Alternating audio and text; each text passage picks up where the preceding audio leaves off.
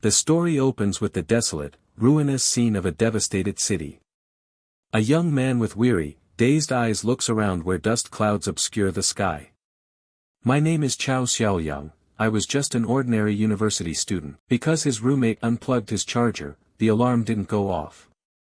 Rushing to school at 8 a.m., he had a traffic accident and was thrown 800 meters by the impact. He looked ahead with a disheartened gaze, bewildered to find that when he woke up, the whole world had changed. He had transmigrated into an apocalyptic world full of dangers.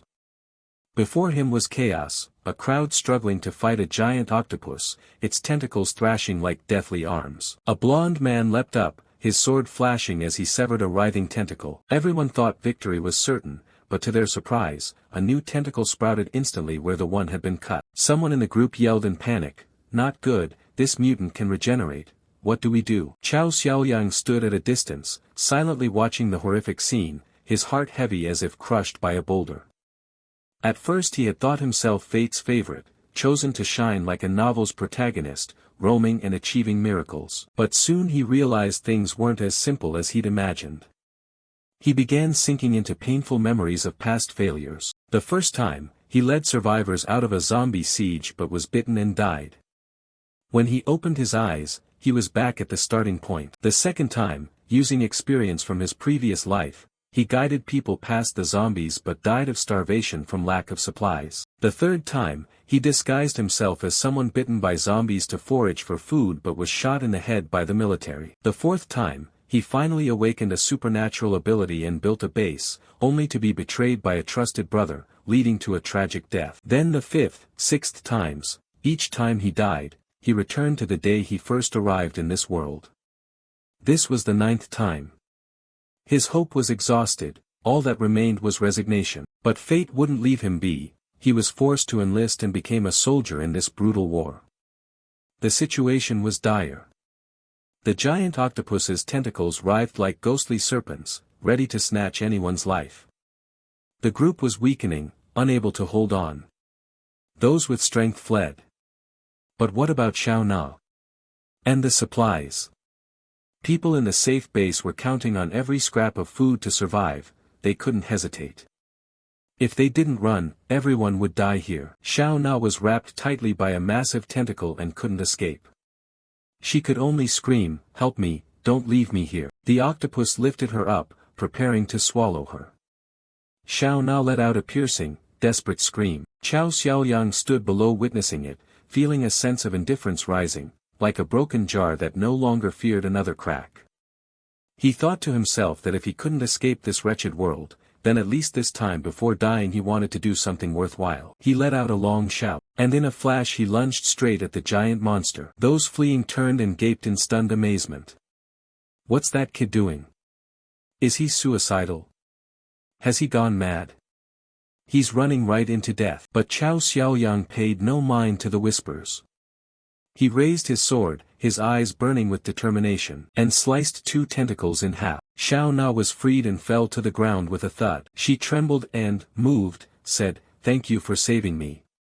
You're very brave." Chao Xiaoyang had no time to pay attention to her. He coldly replied, "Get out," then immediately dashed off, leaving Xiao Na sitting there bewildered. His target was the grocery store behind the giant monster. Bursting inside, he was stunned by the uncanny silence. The precious goods remained intact on the shelves, like treasure on the line between life and death. Without hesitation, Chao Xiaoyang raided everything, from hamburgers to potato chips, devouring them as if he'd forgotten the world. Then he found a bottle of soda and couldn't contain his joy. "Finally I can drink." He took a swig of Coke, the refreshment felt like being reborn. Outside, the octopus raged over the lost prey. It snarled, its eyes blazing red, fixed on the person inside the grocery store. Chao Xiaoyang was absorbed in the bottle, unaware of the massive dark shadow silently closing in. A giant tentacle swayed behind him, ready to deliver a fatal blow.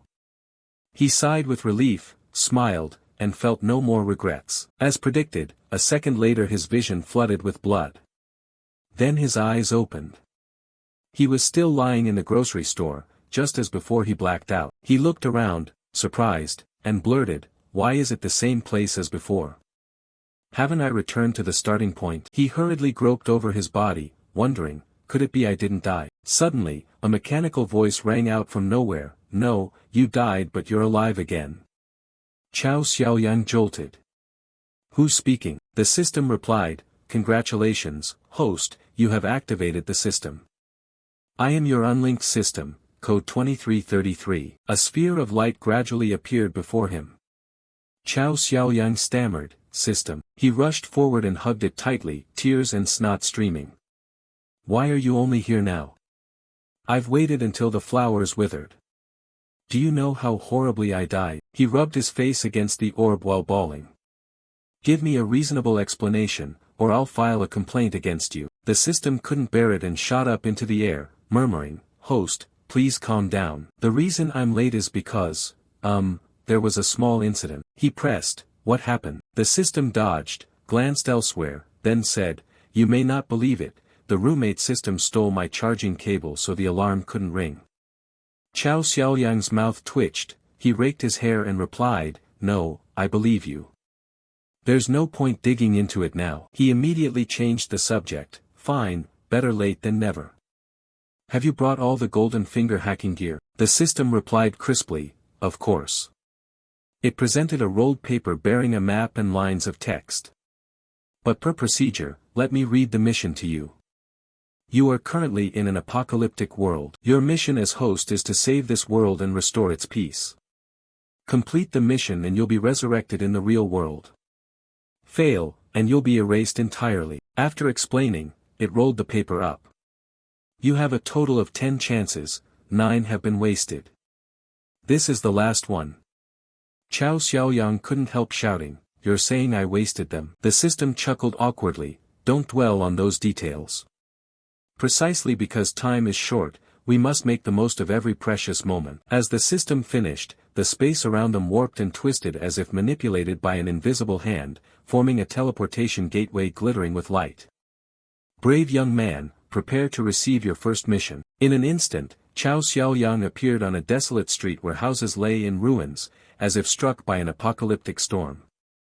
The system's mechanical voice rang out again, today's first mission, sell snacks to earn 50 crystals. You'll receive accumulation points to exchange for attributes, spatial area, and many other attractive rewards. Seeing this, Chao Xiaoyang ground his teeth in anger. He sprang up and shouted, who said my salvation has to hawk goods? His shout echoed and drew the attention of nearby zombies. They all turned their milky eyes toward him. One of them was even gnawing on something that looked like the remains of a horrific meal. Panicked at the zombies about to lunge, Chao Xiaoyang stammered, speechless. And another thing, did you pick this spot so they treat me like a snack? His scream tore through the sky, but he had no mind for selling now, only knowing to run for his life as fast as he could. Chao Xiaoyang sprinted madly, trying to escape the zombies. The system asked bewildered, host, why are you running?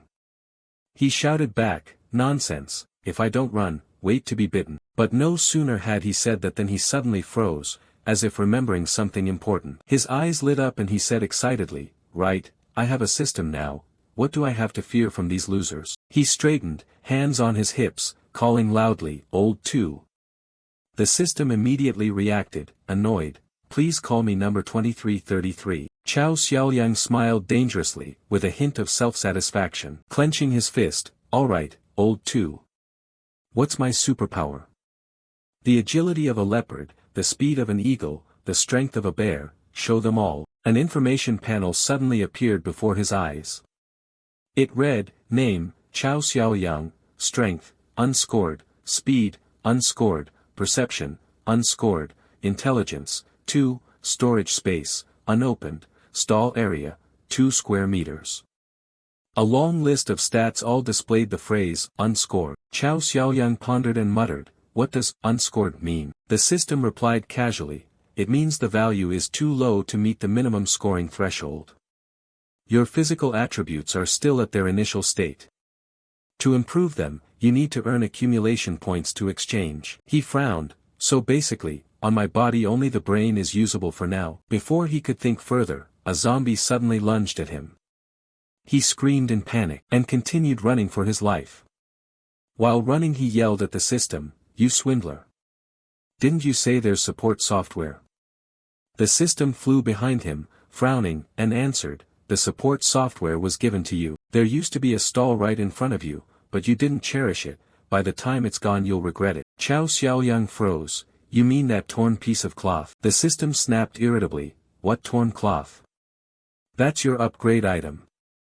Hearing that, he immediately spun and dashed back the way he'd come. "Why didn't you say so earlier?" He bent down and grabbed a rusty iron bar lying by the roadside, preparing to confront the charging zombies head-on. Without hesitation, Chow Xiaoyang swung the iron bar, striking the nearest zombie hard on the head. The closer he got to the cloth, the fiercer he struck. Suddenly, a zombie lunged straight for his thigh. He was slammed down, tumbling several times, and finally came to rest right on top of the cloth. The zombies seized the opportunity and charged in all at once. Faced with the desperate scene, Chow Xiaoyang gave a bitter smile. He hadn't expected to die so quickly.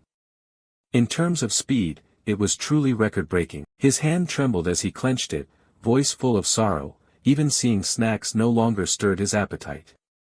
This might really be the end, but as he braced for the pain of the bite, a radiant light suddenly flared up. The zombies that touched the light immediately froze and stopped their attack. To his astonishment, they one by one withdrew, as if he had become invisible to them. Chow Xiaoyang cried out in astonishment, "What's going on?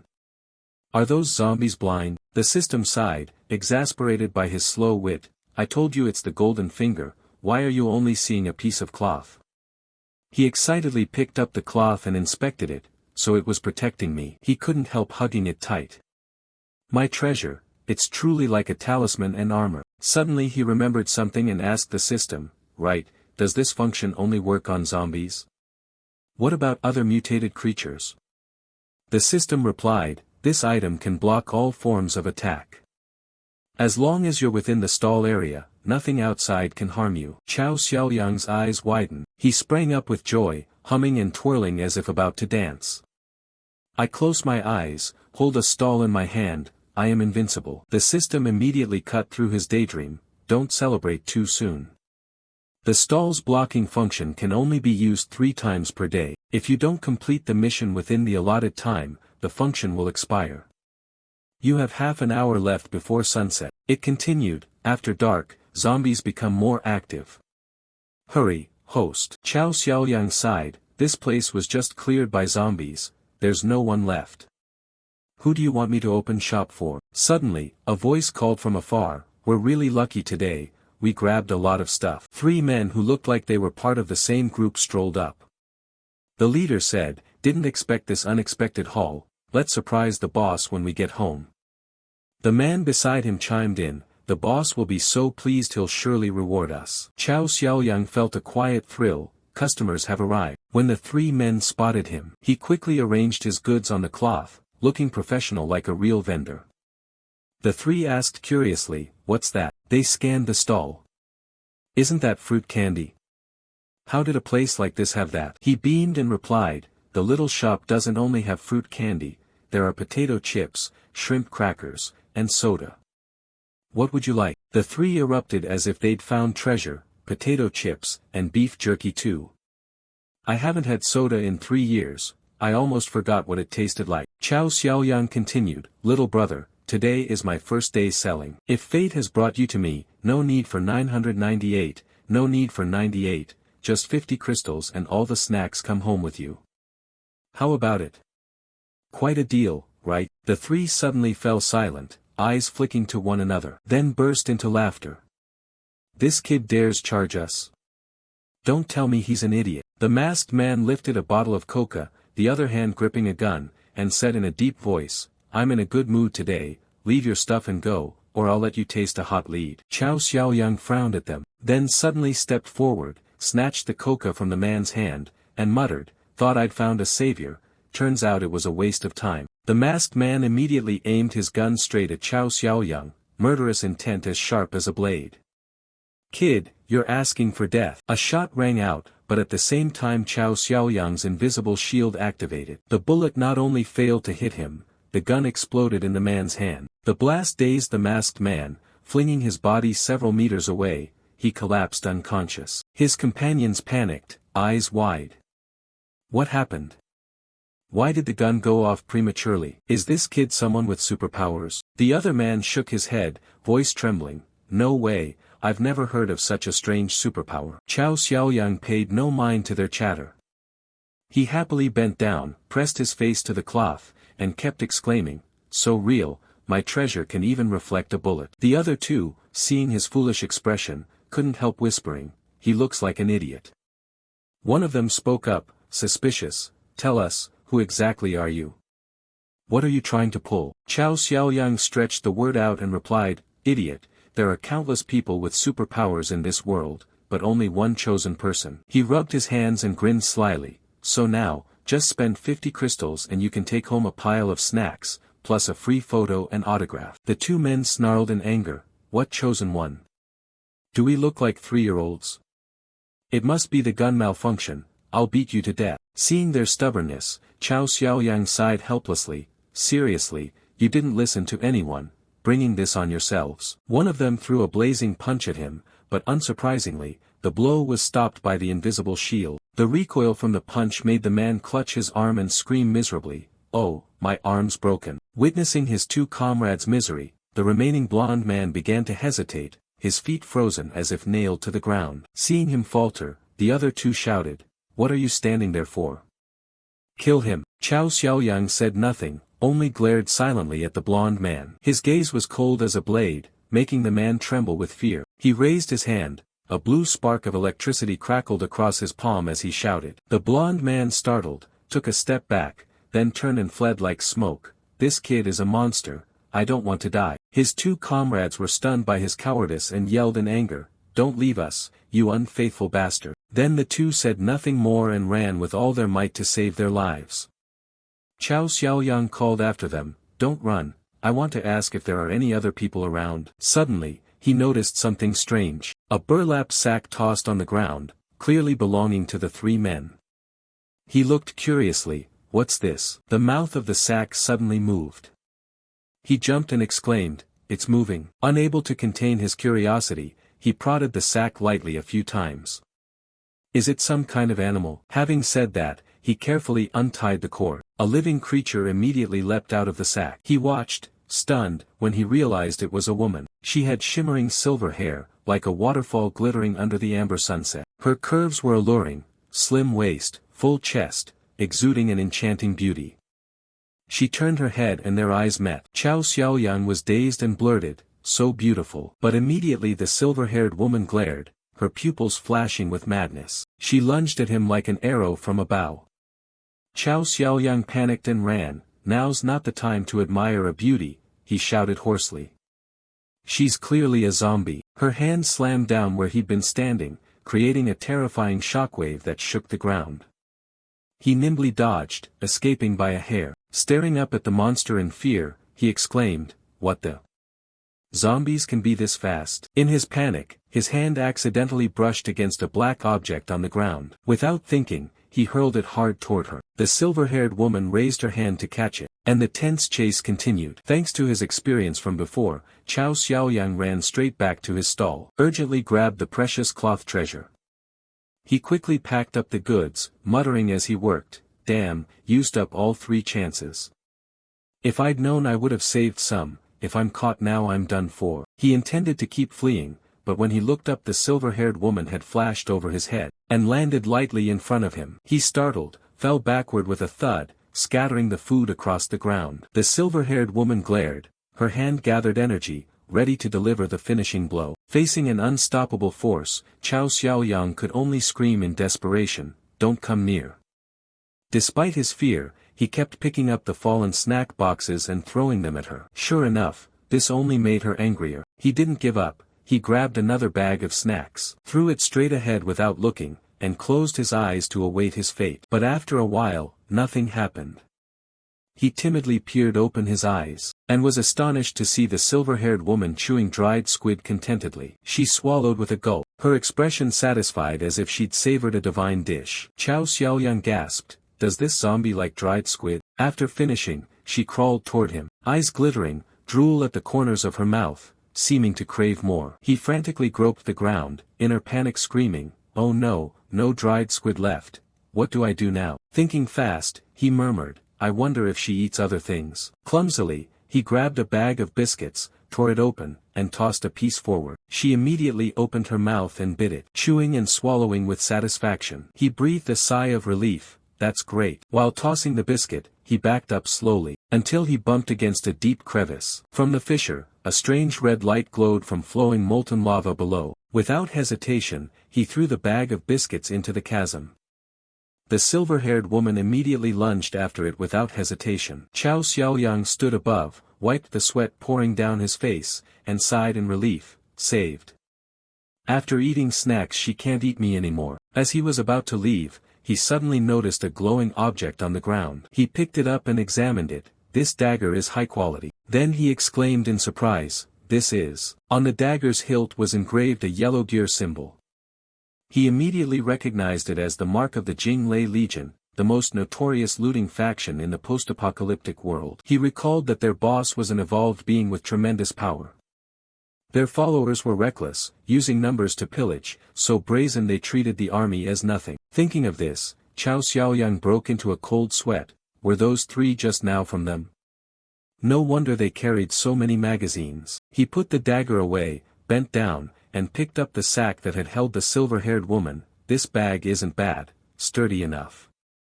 Keep it, it might be useful later. While picking it up, he accidentally opened the mouth of the sack and discovered another small pouch inside. Curiously, he murmured, "What's this? Let's open it." He was stunned to find the pouch full of glittering crystals. Talk about luck. He cried out excitedly, "These are crystals. So many, up to 50. He hugged the pouch to his chest like a treasure, overwhelmed with unexpected joy. He hadn't expected to finish the task so quickly. The system suddenly appeared and doused him with cold water. These crystals were picked up by you, not earned from sales, so they don't count toward the stall's income. Chao Xiaoyang immediately objected. Why wouldn't they count? Tell me, didn't that female zombie just eat dried squid and beef jerky? Aren't these crystals what she left behind? The system, faced with this situation for the first time, faltered and didn't know how to reply. Although she was a zombie, Chao Xiaoyang paid no mind and kept arguing. Your rules never said the customer must be human. With such narrow thinking, how can you grow strong and achieve great success? Seeing the system remain silent, he flopped to the ground and pretended to cry. Besides, it's dark now and I can't find anyone else.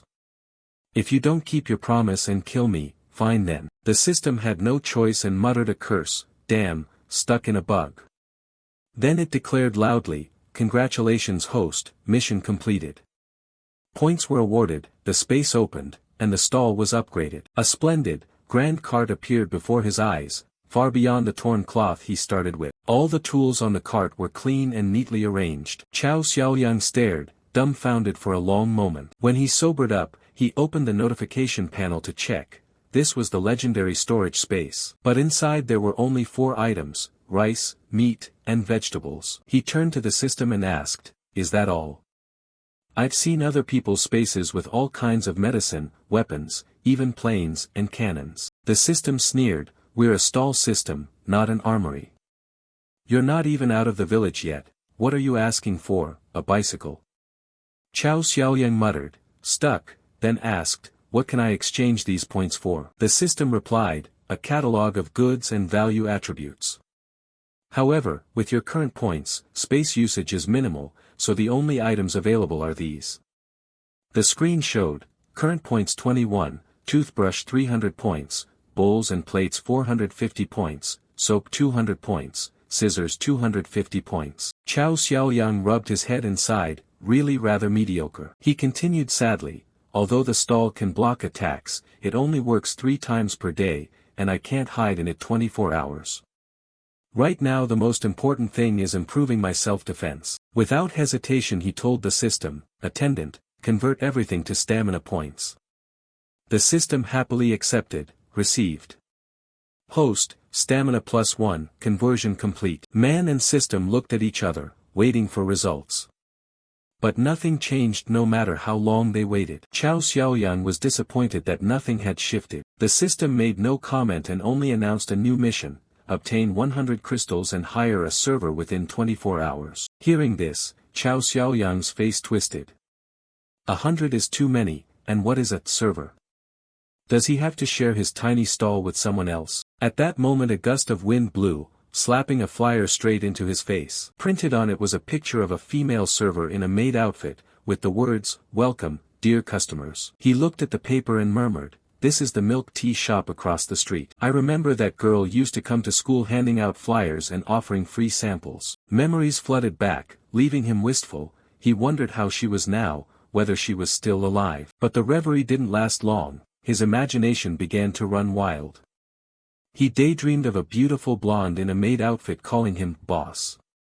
The image energized him. He cheerfully pushed the cart, exclaiming, feeling instantly motivated. The scene shifted to the lava-filled chasm, where a dark figure suddenly leapt into the air. It was the silver-haired woman he had tricked into jumping earlier. She looked around, then slowly got to her feet, her face sad and contemplative. After that, she ran off in some direction for reasons unknown. Dawn broke. Chao Xiaoyang had pushed the cart all night and finally stopped before a dilapidated shop. He cautiously stuck his head in and whispered, "Anyone here?" For zombies heard the sound and slowly tilted their stiff necks to look at him. Seeing it was unsafe, he hurriedly shut the door and politely said, "Sorry to bother you." Without another word, he spun and ran like mad. Weren't these the zombies from yesterday? Why wouldn't they leave him alone? The system replied evenly, "They were here before you. You were the intruder." The zombies opened mouths like blood bowls and chased wildly. One with terrifying spring leaped up and lunged at the cart. As expected, it was knocked away by the defensive shield several meters, but Chao Xiaoyang wasn't pleased. He cried out in regret, "The block function can only be used 3 times a day, we can't waste it like this." Saying that, he scrambled to push the cart and flee. Where he hadn't noticed, the zombie that had been knocked away began to mutate grotesquely. It let out a horrifying roar, its body folding into an unnatural posture, then crawled toward him at a terrifying speed, opening its mouth aimed at his heel. Chao Xiaoyang noticed in time and nimbly dodged the bite. He cursed angrily, "You bastard, sneaking attacks now." With that, he delivered a powerful kick to its face. The zombie flew into the air and smashed straight into a nearby vending machine. The loud crash froze the other zombies. The vending machine toppled and crushed the zombies that couldn't dodge. Chao Xiaoyang stood stunned at the sight and murmured, "Did I do that?" One kick and its head cracked. He shouted excitedly, "Turns out the power boost was real." The system spoke, "Congratulations host on successfully killing your first zombie. Reward, a newbie gift pack. A single-use raincoat." Chao Xiaoyang inspected the item and muttered, "Isn't this just a piece of plastic? What's the use?" The system explained, "Don't underestimate it. It's made from high-tech material, waterproof, insulating, and blocks all toxins.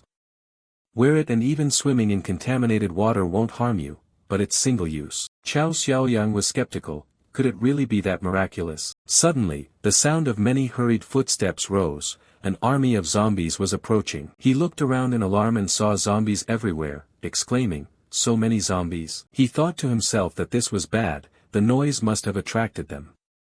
A wave of despair hit him, it was a dead end with no way back. At that moment, a soft voice sounded from behind, "Come here quickly." It was a girl in a maid outfit hiding behind the door. Chao Xiaoyang looked down and saw the zombies trapped under the vending machine wriggling out. Ahead, a dense horde of zombies was ready to charge at any moment. Without hesitation, he shoved the cart and dashed toward the girl. The door slammed shut quickly, blocking the zombies outside. He panted, "Thank you so much. If it weren't for you just now, I would have been in trouble." But looking closer, he cried in surprise, "It's you." The girl blinked, "You know me." Meeting someone familiar in such chaos made him elated. "I'm a student at a school. You used to come to my school to promote the milk tea and even offered samples. Don't you remember me?" The girl smiled brightly, "Of course I remember. I remember you were good at basketball and especially liked peach-flavored boba milk tea." But inwardly she thought otherwise, he wasn't a heartthrob, just ordinary looking. In a university full of people, how could she remember him? Chao Xiaoyang didn't detect the lie and innocently replied, "But I'm on the soccer club, and I don't like peach flavor." The girl hurriedly fell silent, gently pushed his shoulder, and changed the subject, "That doesn't matter. Anyway, it's great to see you again." Chao Xiaoyang immediately forgot the earlier point, a thought flitting through his head, so saw. After a moment of chatting, he remembered and asked, "Oh right, I still don't know your name." She answered, "I'm Nai Cam." He introduced himself, "I'm Chao Xiaoyang." Nai Cam smiled sweetly and called, "Brother Liang." The call made him tremble, and he turned his back and sobbed. It was the first time in his life a girl had called him brother, and from such a pretty girl, he was overwhelmed with happiness. Nai Cam was speechless, wondering why he was crying. Suddenly, a noise rang out. Chao Xiaoyang snapped to alert and shouted, "Who's there?" He stepped forward to pick up a rolling can on the ground, when another sound came from the closed door beside them, making him jump. Chao Xiaoyang cautiously approached the mysterious door and reached out to touch the handle. Suddenly, Nai Cam's terrified voice cried from behind, "There's a rat." She leapt into his arms as if to stop him opening the door and cooed, "Brother Liang, I saw it, it's a rat." Chao Xiaoyang was pulled away and asked, "Where's the rat?" She replied offhandedly, trying to distract him, "It ran over there, I'm so scared." In a shadowed corner he hadn't seen, a head quietly slipped out from behind the door, eyes flashing with menace. On this side, Nai Cam cried out and then fell backward, feigning faint. Chao Xiaoyang panicked and caught her, worriedly asking, "Nai Cam, are you okay?" She weakly answered, "Brother Liang, I'm so hungry. I've been trapped here for 5 days with nothing to eat." He snapped his fingers and smiled, "So it's hunger, easy to fix." He ran back to the cart and said, "Wait a bit, I'll make you something to eat." He sat down and rummaged through the goods in the cart, humming happily, "What should I make? How about noodles? Steamed buns, chicken wings, Coca-Cola would be good too." Nai Cam watched his naive behavior coldly, but her mind was on food. She stood up and moved closer to the cart, and saw eggs, oil, and other items scarce in the chaos. She was secretly amazed. Where did this guy find so much food? A dangerous smile spread across her lips. Unexpectedly, he'd turned out to be a fat sheep. This time the harvest would be big. Nai Cam reached for an egg, but the moment she grabbed it, the egg vanished. She tried several times with the same result. It was the system's rule. Ingredients in the snack cart couldn't be stolen and would automatically return to their original place without the shopkeeper's permission. Nai Cam, unaware of this, began to doubt, "What's going on? Am I hallucinating?" But she didn't dwell on it and decided to change tactics. "Never mind that, deal with this guy first. Everything in this cart will be mine." She reached behind her, intending to grab the knife she had hidden, but couldn't find it. She panicked. Where did it go? Chao Xiaoyang suddenly spoke, "Are you looking for this?" Nai Cam froze when she saw her knife in his hand. "That's mine, how did it end up with you?" He recalled that when she pretended to faint, he had quickly taken the knife from her back. He grinned slyly, "Of course you need a knife to cook. The little stall just opened and lacks proper tools, I'll borrow it for a bit. You don't mind, do you?" Nai Cam forced a smile, "Of course not." But inside she was fearful. How did he know she had a weapon? Had he been watching for her all along? Seeing the situation turn against her, she hurried to explain, "Brother Liang, don't misunderstand. You know how hard it is for a girl to survive in the apocalypse. This knife is for self-defense." Chao Xiaoyang replied casually, "How could I misunderstand? Of course I trust you." Nai Cam timidly asked, "So when you're done, could you return the knife to me?"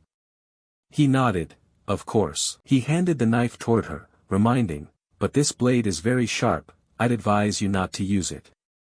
Nai Cam gripped the knife, an evil smile contrasting her gentle voice, "Is that so?" With that, she sprang up, no longer appearing weak, and lunged to stab him with the knife, shouting, "Stupid man, so easy to trick, you deserve to die." But before the blade touched him, the defensive shield popped up, flinging Nai Cam away.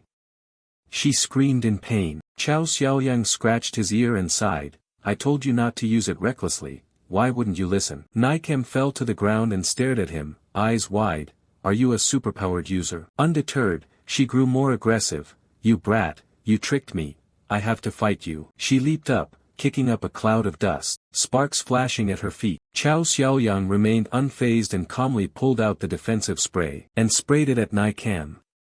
Caught off guard, she was hit and squeezed her eyes shut, crying, "It's so burning." Nai Cam writhed on the ground, clutching her swollen eyes and wailing, "My eyes." Chao Xiaoyang laughed triumphantly, holding up a jar of mustard, "Why didn't you say you can't handle spicy?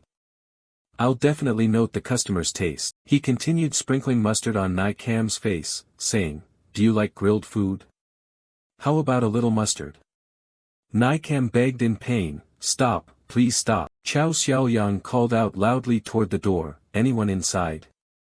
If you don't come out, your friends are going to be pickled. The door remained tightly shut, then cracked open a little before suddenly swinging wide. 2 children, a boy and a girl, rushed out carrying wooden sticks and shouted in unison, let the boss out. Chow Xiaoyang was slightly taken aback by the scene. The boy shouted proudly, boss, don't be afraid, we're here to save you.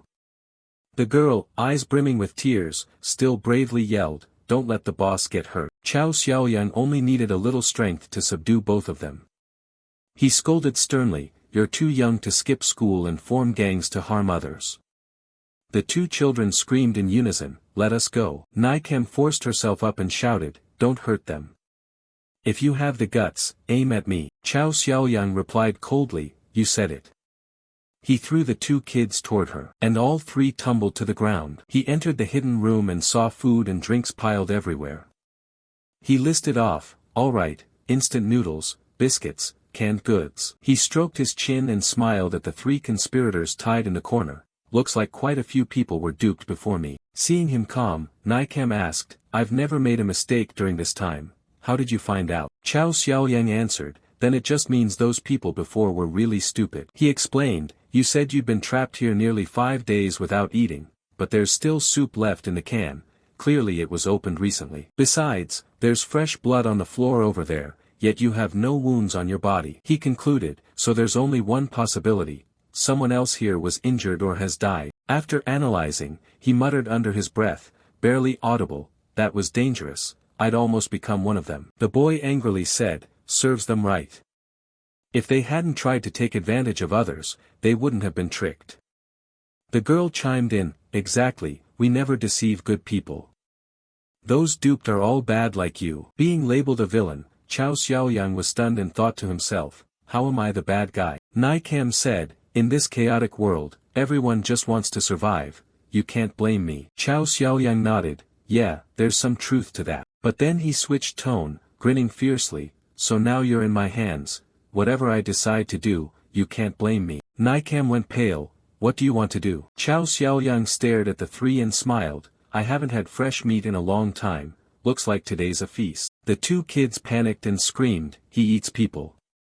No, I don't want to be eaten. Despite his fierce appearance, Chow Xiaoyang was secretly pleased, the kids dared to question him and were now scared. Nikam stood between the 2 children and begged, if you want to eat me. They're still kids, please let them go. The girl sobbed, no, don't eat the boss. The boy resolutely said, adult meat isn't tasty, I'm a kid, my meat is tender, eat me instead. Chow Xiaoyang had only meant to scare them, but things turned out like this. He wondered inwardly why, these 3 con artists were so close they made him look like the villain. Suddenly, the girl began to cough violently. The boy cried out anxiously, sister. Nikam said, Xiaoling is hurt, if she's tied like this, she won't be able to breathe. Chow Xiaoyang told himself to stay sharp and not be fooled. Were they trying to get him to loosen the ropes and then stab him? Xiaoling continued coughing without stop. Seeing this, he wavered slightly but kept his composure. That girl's acting is even better than yours. The boy shouted, we didn't lie to you, the boss spoke the truth. If this continues, she'll die. Seeing their urgency, he didn't untie them immediately but whispered, system, run a check. The system emitted a beam of light surrounding the girl to run a scan, then announced she had a severe internal infection that had become pus-filled and gangrenous. Without timely treatment, she had only 3 days to live. While both sides were still discussing, Xiaoling suddenly coughed up a mouthful of blood. Chow Xiaoyang was startled, and hurriedly used his knife to cut the ropes. The rope sprang loose and the girl collapsed forward. Nikam and the boy called out together, Xiaoling. After removing her outer shirt, he discovered blood spreading across the bandage over her chest. Seeing this, Chow Xiaoyang angrily scolded, this is a gunshot wound. Who would be so heartless to do this to a child? Nikam retorted angrily, the Jinglei Legion. She lowered her eyes and, voice sad, recounted, their mother was a regular at my shop. When the world erupted into chaos, they were buying bubble tea at the store. I've watched a lot of end-of-the-world films, so when I saw people on the street tearing each other apart, I knew things were bad and immediately closed the shop. Soon after, news reported a zombie virus outbreak and urged people to stay indoors, so the customers stayed. At first everyone banded together, encouraging each other to wait for rescue. But over time, food ran out and people's true natures emerged. A man didn't hesitate to snatch a loaf of bread from the children's mother's hands. The mother helplessly said, "Who are you? Your share was already taken, that's ours." He sneered, "They're so small, how can they get the same portion as adults? 3 people sharing one portion is enough." The mother tried to explain, "My daughter is sick, she can't go without food. Please return it to me." The man looked down at the girl and said coldly, looking at her condition, "She won't live 2 days. Feeding her is a waste, better give it to others." The boy jumped up and bit the man's hand hard, "That's my sister's." The man flew into a rage, grabbed the boy up and shouted, "You brat, how dare you bite me? I'll throw you to your death, saves food." The mother panicked and rushed forward, screaming, "Xiao Lu." Nikam couldn't stand it. She stepped out and gently tripped the man. He wasn't expecting it and tumbled to the ground. Nikam caught Xiao Lu and snapped, "Food is limited, on what grounds do you steal from others?" The man cursed furiously, "You call that food? A tiny piece of bread, who could that feed? Do you want us to starve?" Nikam was speechless at that logic and coldly replied, "Do I owe you?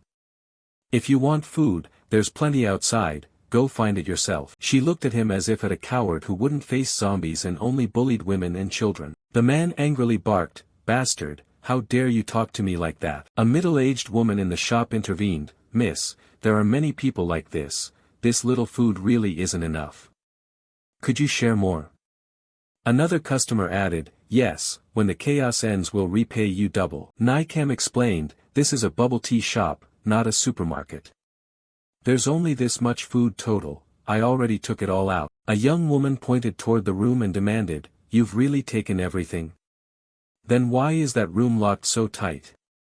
What's inside?" Nikam answered calmly, "That's where I change, there's nothing inside." The other wouldn't relent, "I don't believe you.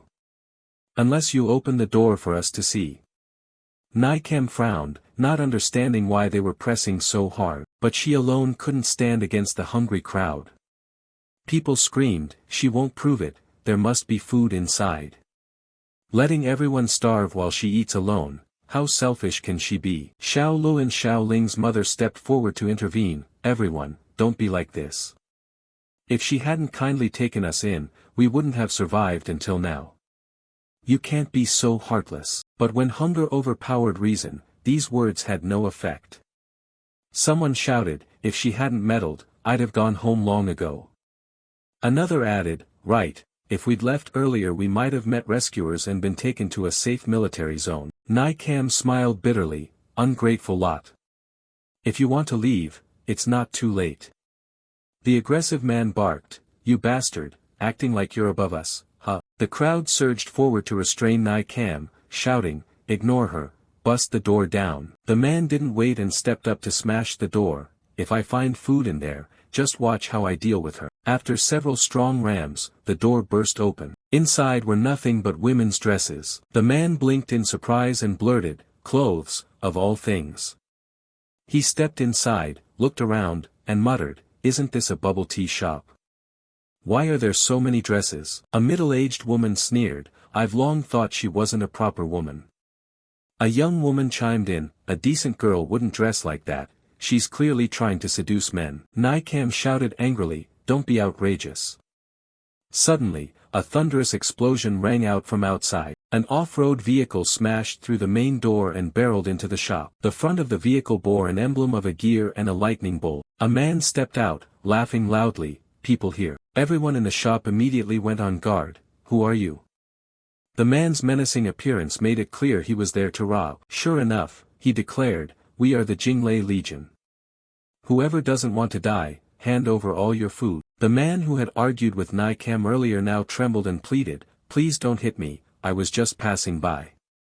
He pointed at Nikam, "All the resources are with that woman, she's the owner here." Members of the Jinglei Legion grinned lecherously, "Women, huh?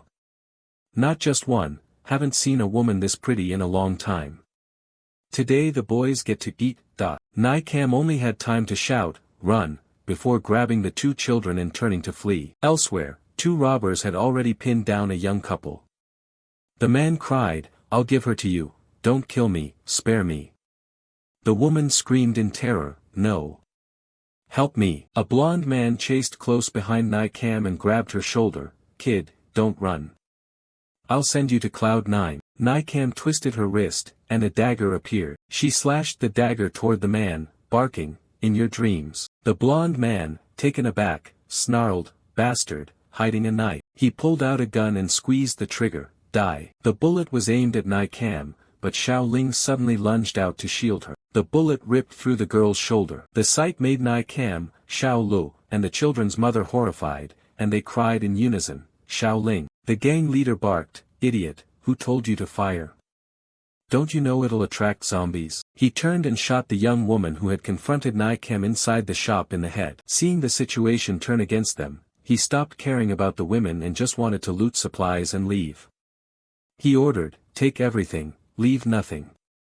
Anyone who tries to run gets shot. Anyone who tried to run was cut down by a bullet. In the end only Nikam, Xiaolu, and Xiaoling were driven into a corner against the wall with no escape. The children's mother suddenly lunged forward, grabbing the man's waist to hold him back and shouted, run. Xiaolu screamed in terror, Mom. The thug slammed his hand hard into her head, goddamn woman, let go. But she didn't let go, not even a little. Don't worry about me, if you don't, everyone will die. The weak mother spoke her last wishes, begging Nikam to take care of Xiaolu and Xiaoling. Nikam swallowed her tears and held the dazed Xiaolu, gritted her teeth and jumped out the window to escape. When she saw the three run out of the shop, the mother pulled the pin from the grenade at the man's thigh. The explosion blew the bubble tea shop to ashes. Back in the present, Nikam sat dazed on the ground and said, I promised sisterly I'd protect them so they'd survive. This was the only way I could. She couldn't hold it back and sobbed, sorry, I'm useless. Xiaoling woke, reached out to wipe her tears, and obediently said, boss, don't cry, Xiaoling doesn't hurt. If Xiaoling dies, will she get to see her mother? Nikam hurriedly comforted her, Xiaoling, you won't die. Xiaolu panicked, I've already lost our mother, little sister, don't leave me. The system, moved by the story, said, they're so pitiful. Chao Xiaoyang shot at a glance, now they're pitiful, but earlier they killed me without hesitation. He thought to himself that in this chaotic world, carrying two children wasn't just a burden but invited trouble and increased the risk of death. That she had held on this long still showed some conscience. He turned to the system and asked, Little Two, don't you have medicine in your space? Is there anything that can cure this child? The system replied, there is, but you have to unlock a higher tier space to use it. Your privileges aren't sufficient. He sneered, you just said they're pitiful, now you see someone dying and won't help. You're a system that can't be flexible. The system, seeing through him, replied coldly, you're trying to trick me into unlocking privileges, aren't you? Chao Xiaoyang frowned, thinking to himself that being spotted so easily meant this system was fairly clever. Although the system couldn't open the privileges for him, it offered another solution, not flexible, but not without options. The snack stall's second function, food made by the owner, has healing effects. Chao Xiaoyang cheered, why didn't you say so earlier? Does this precious item have any other surprises I don't know about?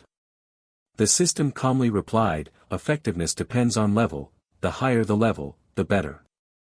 At your current level you can only rely on luck. Chao Xiaoyang rolled up his sleeves and decided, well, we have to try. He looked at the eggs, flour, and oil on the table and wondered what he could make with just these ingredients. An idea popped into his head and he exclaimed, got it. He cracked eggs into a bowl, kneaded the dough, and seasoned it. Then began cooking it in the pan. The aroma spread, making Nikam's group curious.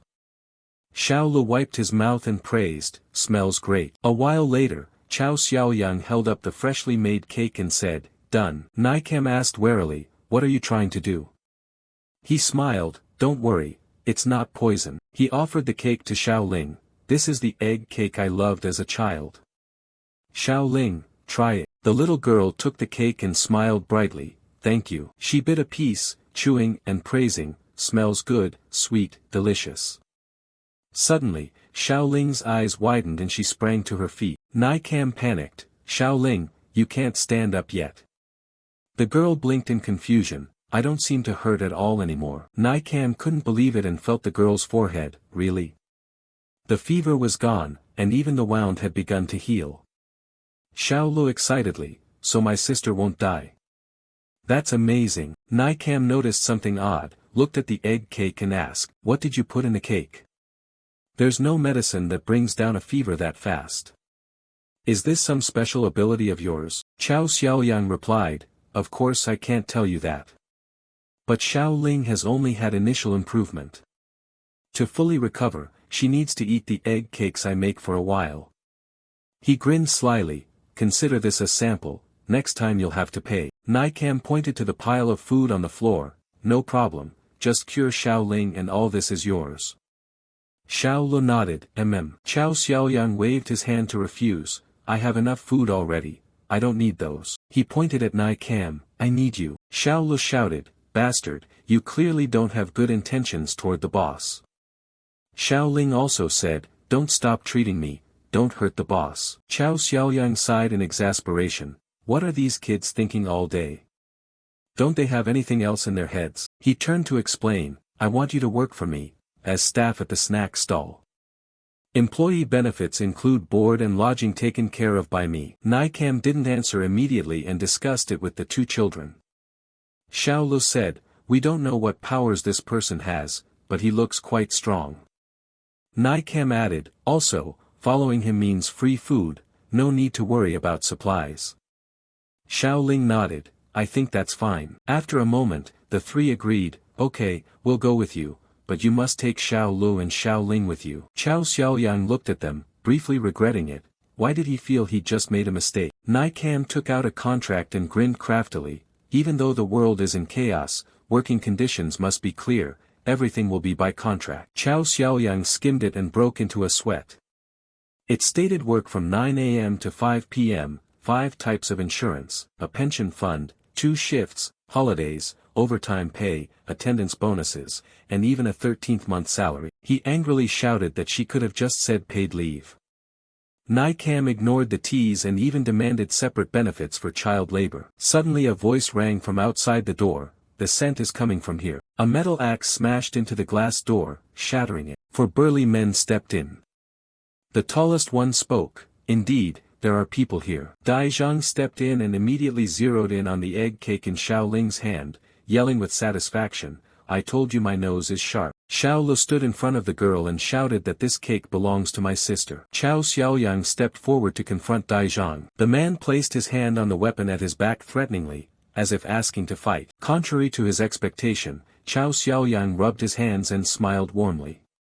Brothers, kids don't get it, I'm the snack stall owner, tell me what you want to eat and I'll make something new. Daizhang turned to the man behind him and said, Boss, I want to eat. The boss named Lei Hong fell silent to ponder. Then stepped forward and asked how much the rookie egg cake sells for. Chao Xiaoyang quickly thought that these people didn't look ordinary, surely they had many cores. Taking this chance to complete the task, he smiled and handed over the menu. Here is the menu, please take a look. Lei Hong read it and was startled. What? 1 piece of rookie egg cake costs as much as 10 cores. Chao Xiaoyang answered that the apocalypse is harsh, rice and noodles are bought with lives now, this price is already very reasonable. Lei Hong nodded in agreement, makes sense. He generously said, give me a few. Chao Xiaoyang cheerfully replied, coming right up. Daizhang threatened, if it's not good I'll smash both you and the cart. Chao Xiaoyang sneered under his breath that whether it's good or not isn't for him to decide. Lei Hong narrowed his eyes, what do you mean, are you saying we'll eat and run? Just then Nikam stepped forward, took Lei Hong's arm and coquettishly said, our boss can be blunt, please don't be mad at him, okay? Seeing the beauty make the first move, Lei Hong's face flushed. Nikam, seeing that the trick worked, kept chatting, hey, your chest is so big, you must be great at fighting zombies. Lei Hong was flustered and stammered, of course he was embarrassed. His 3 underlings watched and mocked that their boss had relapsed into his old habit, whenever he saw a beauty he went dumb and even started stuttering. Nikam pulled Lei Hong along, so many egg cakes will take a while to make, don't rush, come in and wait. Lei Hong replied stiffly like a robot, okay, okay. As they passed Chao Xiaoyang, she winked at him. He admired silently, the proprietress is truly top tier, hiring her as staff was definitely the right choice. Chao Xiaoyang went behind the counter, fired up the stove, and began to cook. Lei Hong's 3 underlings sat nearby, drooling as they watched. After a moment, the egg cakes came out of the oven, fragrant. Everyone picked one up and took a bite. Chao Xiaoyang and Nai Cam held their breath, waiting for the reaction. Sure enough, Lei Hong exclaimed, "This is delicious." Dai Zhang was amazed, "This tastes like childhood." The blue-haired girl was moved, truly nostalgic. The other one sighed that my tablemate Xiao Fong loves this dish the most. Lei Hong tossed him a large bag of cores as promised. He praised the owner, "Your skills are pretty good." Chao Xiaoyang happily accepted it, "Too kind." Lei Hong asked further, "I see many items on your menu, aside from rookie egg cakes, what else do you have?" He replied, "Many things." Then listed fried chicken, meat skewers, numbing spicy soup, grilled squid skewers, sausages, fried cakes, youtiao, tofu, dipping sauces, cola, beer, salted plum juice, and also, Lei Hong cut him off, "Don't say more, 10 portions of each." Chao Xiaoyang was embarrassed, "But I only have flour, noodles, and eggs on hand." Making those dishes requires many ingredients, which are hard to find in these times. Lei Hong was confident, "That's simple, just tell me what you need and there's nothing I can't get." Chao Xiaoyang frowned, thinking their boast was bold. Nai Cam leaned in and whispered that these people looked like apocalypse traders. If they supplied ingredients, we wouldn't have to risk going out to find them later. He nodded, "That's true." After discussing, Chao Xiaoyang smiled friendly, "Boss, what's your price for sourcing ingredients? Could we have a long-term cooperation?" Nai Cam added coaxingly, "Hey, get it cheap for us, and at worst you can come to the shop later and not pay." Lei Hong and Dai Zhang looked at each other, surprised by the way she addressed them as boss. The underlings laughed dryly, "Right, our big brother is the boss, but he's running a no-capital business." Chao Xiaoyang and Nai Cam's faces darkened when they heard that. Lei Hong suddenly remembered something and turned to Dai Zhang, "Why have Ahu's guys been gone so long?"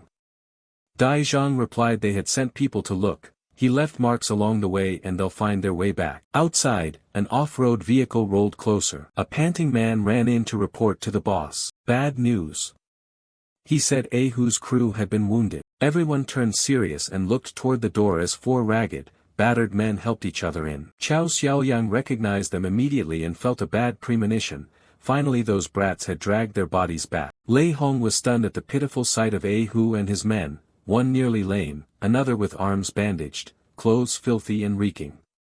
He urgently asked who had beaten them like this. Ahu looked at the boss like he was seeing a savior, eyes watering, "Boss, the little fox got his tail smashed off."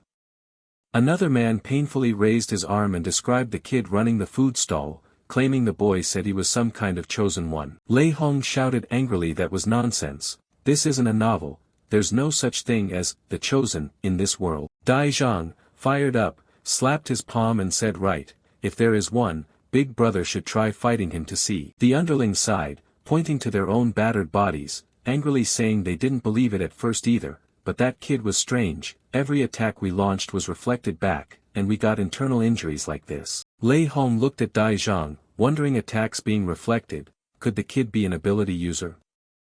Dai Zhang thought it over and shook his head, he'd never heard of such an ability. Nai Cam, having witnessed Chao Xiaoyang's display, was stunned and thought to herself that it truly was a strange power. She suddenly recalled the force from his cloth, the sonic-like power that nearly sent her flying. After hearing the Kin Loi Legion guys talk, Nai Cam secretly watched Chao Xiaoyang and nervously glanced at Lei Hong, thinking could they be discovered now that the Kin Loi crew had come here. Chao Xiaoyang stealthily took light steps, planning to slip away, muttering, "Slip away, slip away." Nai Cam suddenly pointed at him and shouted, "You, traitor, you mean?" Lei Hong trembled with anger, eyes bloodshot, a blaze of fury rising. He roared that no matter the kid's background, anyone who harms Lei Hong's people must die. Nai Cam froze as if struck by lightning. Chao Xiaoyang stood motionless, too scared to move. Xiao Ling and Xiao Lu had tears in their eyes and said they'd also heard the name, Lei Hong. Nai Cam stepped forward and asked bluntly, "Are you Lei Hong, the boss of the Kin Loi Legion? Dai Zhang answered on his behalf, that's right, and the beaten underling looked at her smugly, so we're that famous? Lei Hong blushed, forgetting duty at the sight of a beautiful woman, laughing loudly and saying he'll overlook it this time, miss, if you have trouble later, come to me. Before he finished, Xiao Ling and Xiao Lu lunged forward with fists raised to hit him. Xiao Ling shouted that he was the leader of those people. Xiao Lu added, you bastard, your men injured my sister and my mother. Lei Hong grabbed each child by an arm and lifted them up as they struggled, asking in surprise what the kids were crazy about and who had killed their mother. Dai Zhang and the blonde man were also bewildered.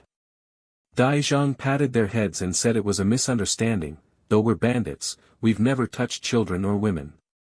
The blonde nodded in agreement. A minute later, Nai Kam erupted with spiritual energy and charged forward, delivering a kick toward Lei Hong, her voice cold, I have a demon now, release them at once. Lei Hong dodged by leaning aside and flung Xiao Ling and Xiao Lu to the side. The two kids landed safely, though Xiao Lu nearly couldn't bear it when Xiao Ling sat on him. Lei Hong and Nai Kam fought fiercely. Her flurries of kicks skimmed past but Lei Hong merely dodged, moving nimbly. Nai Kam grew angrier, channeling all her spiritual energy into an attack. The underlings watched and cheered enthusiastically. The blonde nodded, this woman really has talent. Dai Zhang laughed loudly, there's a good show to watch, but he worried their boss might be reluctant to strike a woman, he didn't know what to do. The whole group shouted, boss, go for it. Lei Hong's face flushed, he muttered that this weakness was just being chicken around women. He only blocked Nai Kam's blows, and seeing his underlings just spectating made him angry.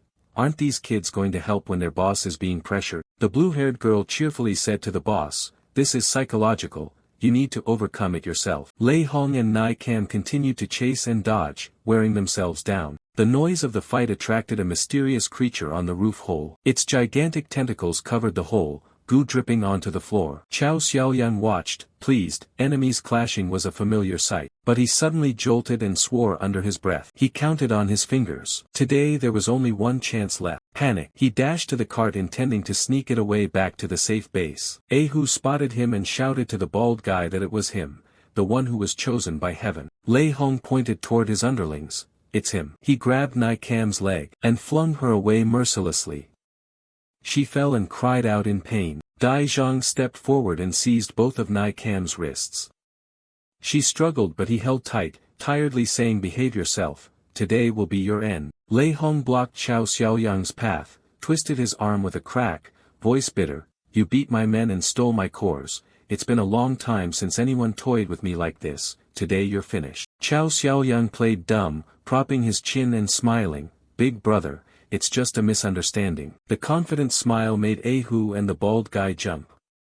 In anger they said, big brother, don't listen to him, this kid is best at acting harmless, because we were careless we ended up like this. Xiao Ling and Xiao Lu ran up to fiercely defend him, both shouting that big brother he's not harmless, he's formidable. Xiao Ling added that compared to your boss, he's 100 times more dangerous. Nai Kam interjected from afar, our boss is the real man, unlike some people who act strong outside but are too weak inside to even strike a woman. Lei Hong's head felt like it was going to explode hearing everyone argue about him. He thought there was no saving it now. Chao Xiaoyang, exasperated, pulled his ear and barked at them to stop talking already. Lei Hong erupted with demonic aura, clenched his fist, and charged forward. Stop the nonsense. Let's see what you can do. Power surged out, he slammed his fist into the floor.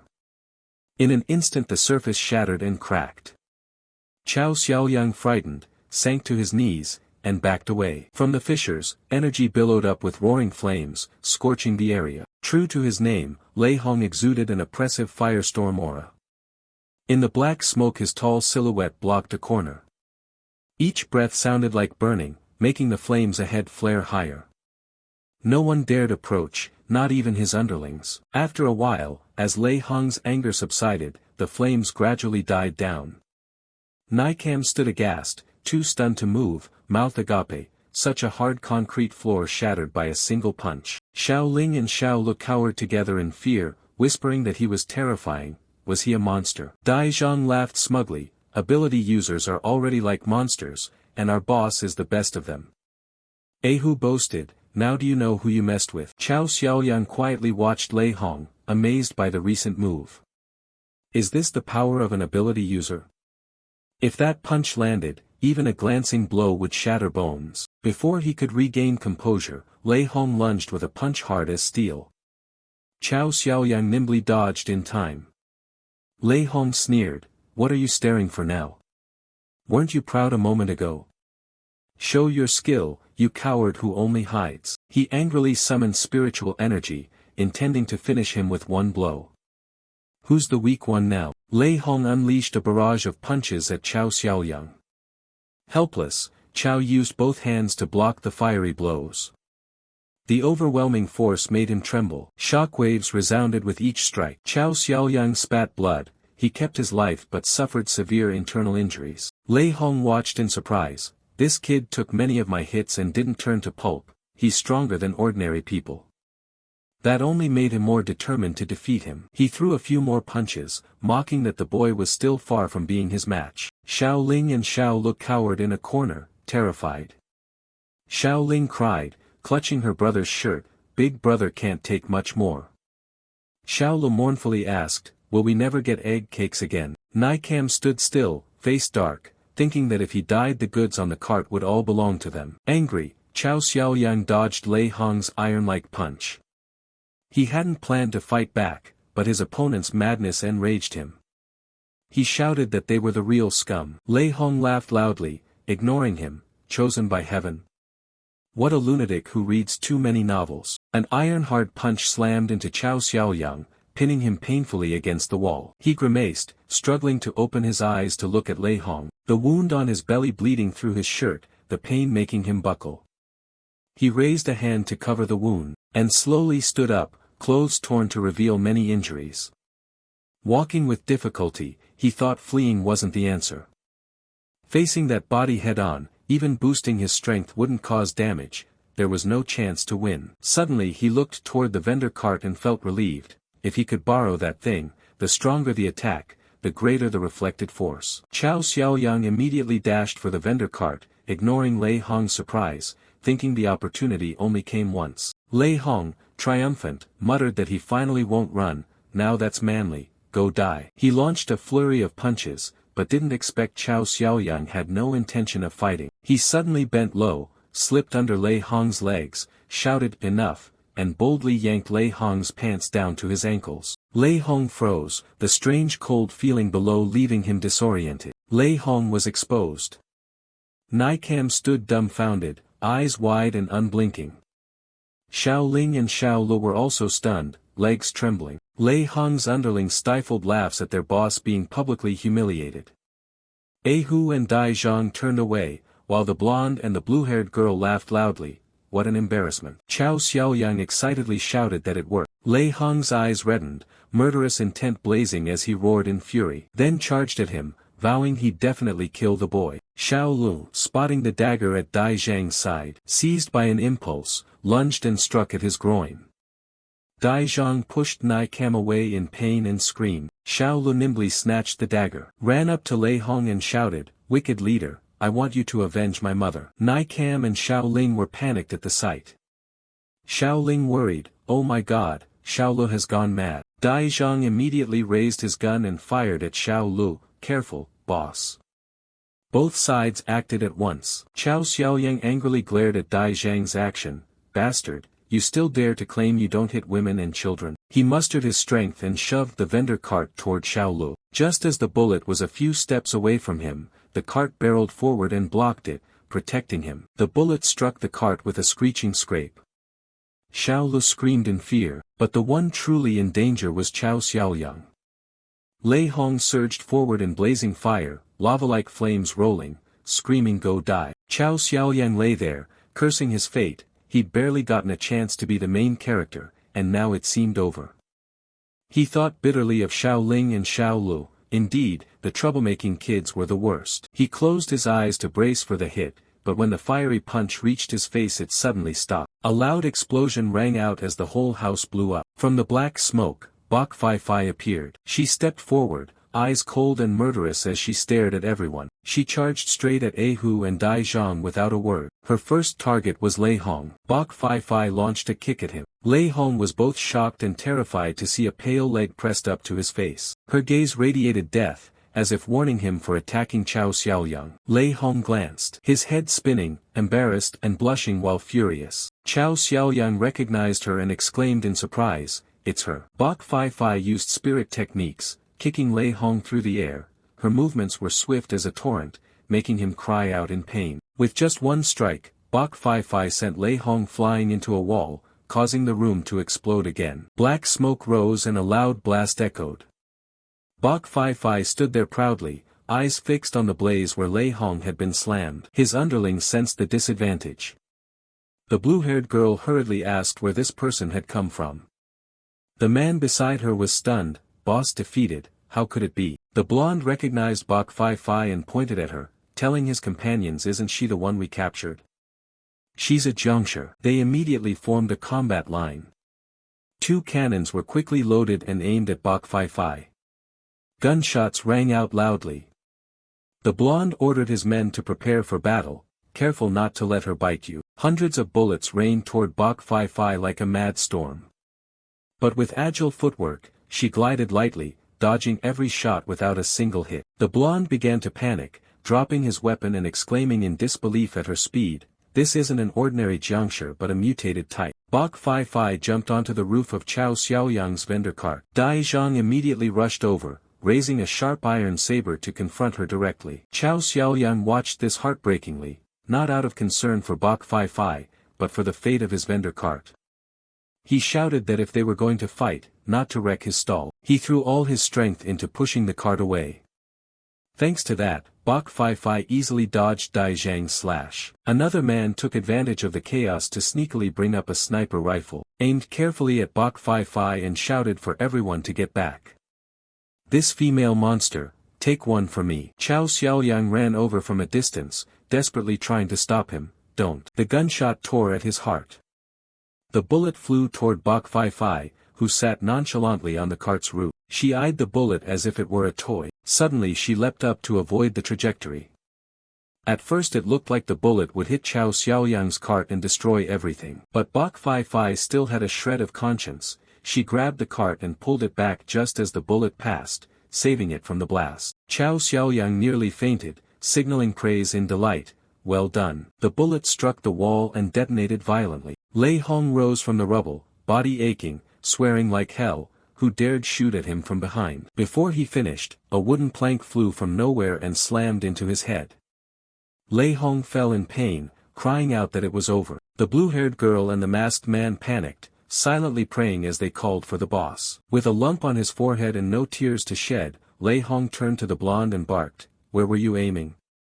The blonde scratched his head, puzzled, stammering an explanation. Lei Hong sprang up, regained his composure, and ordered a full attack. "Damn it, hit them." The bald man quickly reloaded and opened fire at Chao Xiaoyang in bursts. "You're chosen by heaven, huh? I'll shoot you like a sieve." Lei Hong's men fired together, hundreds of bullets rained down. Bok Fai Fai was forced to find cover. Meanwhile, Nai Cam, Chao Xiaoyang, Xiao Lu and Xiao Ling were terrified out of their wits. The 4 clung to each other, fleeing in panic amid the chaos. Under the heavy barrage, Chao Xiaoyang still worried about his beloved cart, dragging it along no matter what. He even casually asked if my cart wasn't damaged. Nai Cam ran without looking back, angrily scolding him, "What kind of time is this to worry about that beat-up cart?" The group was in a dire situation, unsure what to do. Chao Xiaoyang retorted in frustration that of course they'd run when the Jiangshi held them back, they wouldn't stay to die. Though trembling with fear, Xiao Lu still boldly cursed at the raiders, "These scumbags should be eaten alive by Jiangshi." Bok Fai Fai suddenly turned to look at Chao Xiaoyang's group fleeing in disarray. She was annoyed, puffing her cheeks in anger, thinking they sure can run fast. Suddenly she gripped the iron bar at her feet, turned it into a deadly weapon, decisively knocking away each incoming bullet. With extraordinary strength, Bok Fai Fai hurled the bar into the air. The iron spiraled like a massive vortex, pierced the rain of bullets, and shot straight toward the enemy ranks. The leader was struck by the bar, pain forcing him to drop his gun. One by one, men were disarmed, guns flew through the air, firing directions scrambled, turning the bullet storm into utter chaos. Chao Xiaoyang, Nai Cam, Xiao Lu and Xiao Ling could only huddle behind the cart, breathing a sigh of relief. They were finally alive. Dai Zhang and his crew turned and fled, not daring to look back. In this state they feared a crushing defeat. One panicked man yelled to stop using that busted gun. Dying by a comrade's bullet would be terrible luck.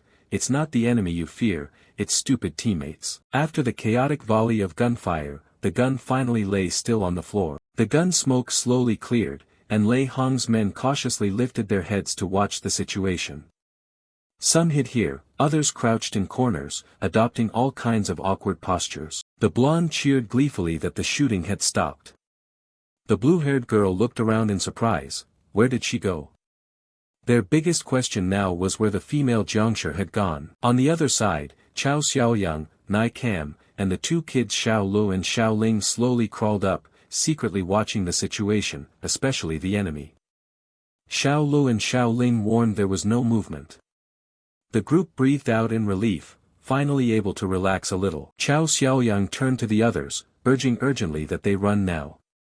But he didn't expect Bok Fai Fai to suddenly appear right in front of them, her hair fluttering in the wind, looking like a hovering ghost. She swung down from the cart's awning and casually threw a punch at Chao Xiaoyang, saying she meant to scare him. It was just a joke. The four were stunned, thinking Bok Fai Fai intended to eat them. After a moment, they all took off at top speed.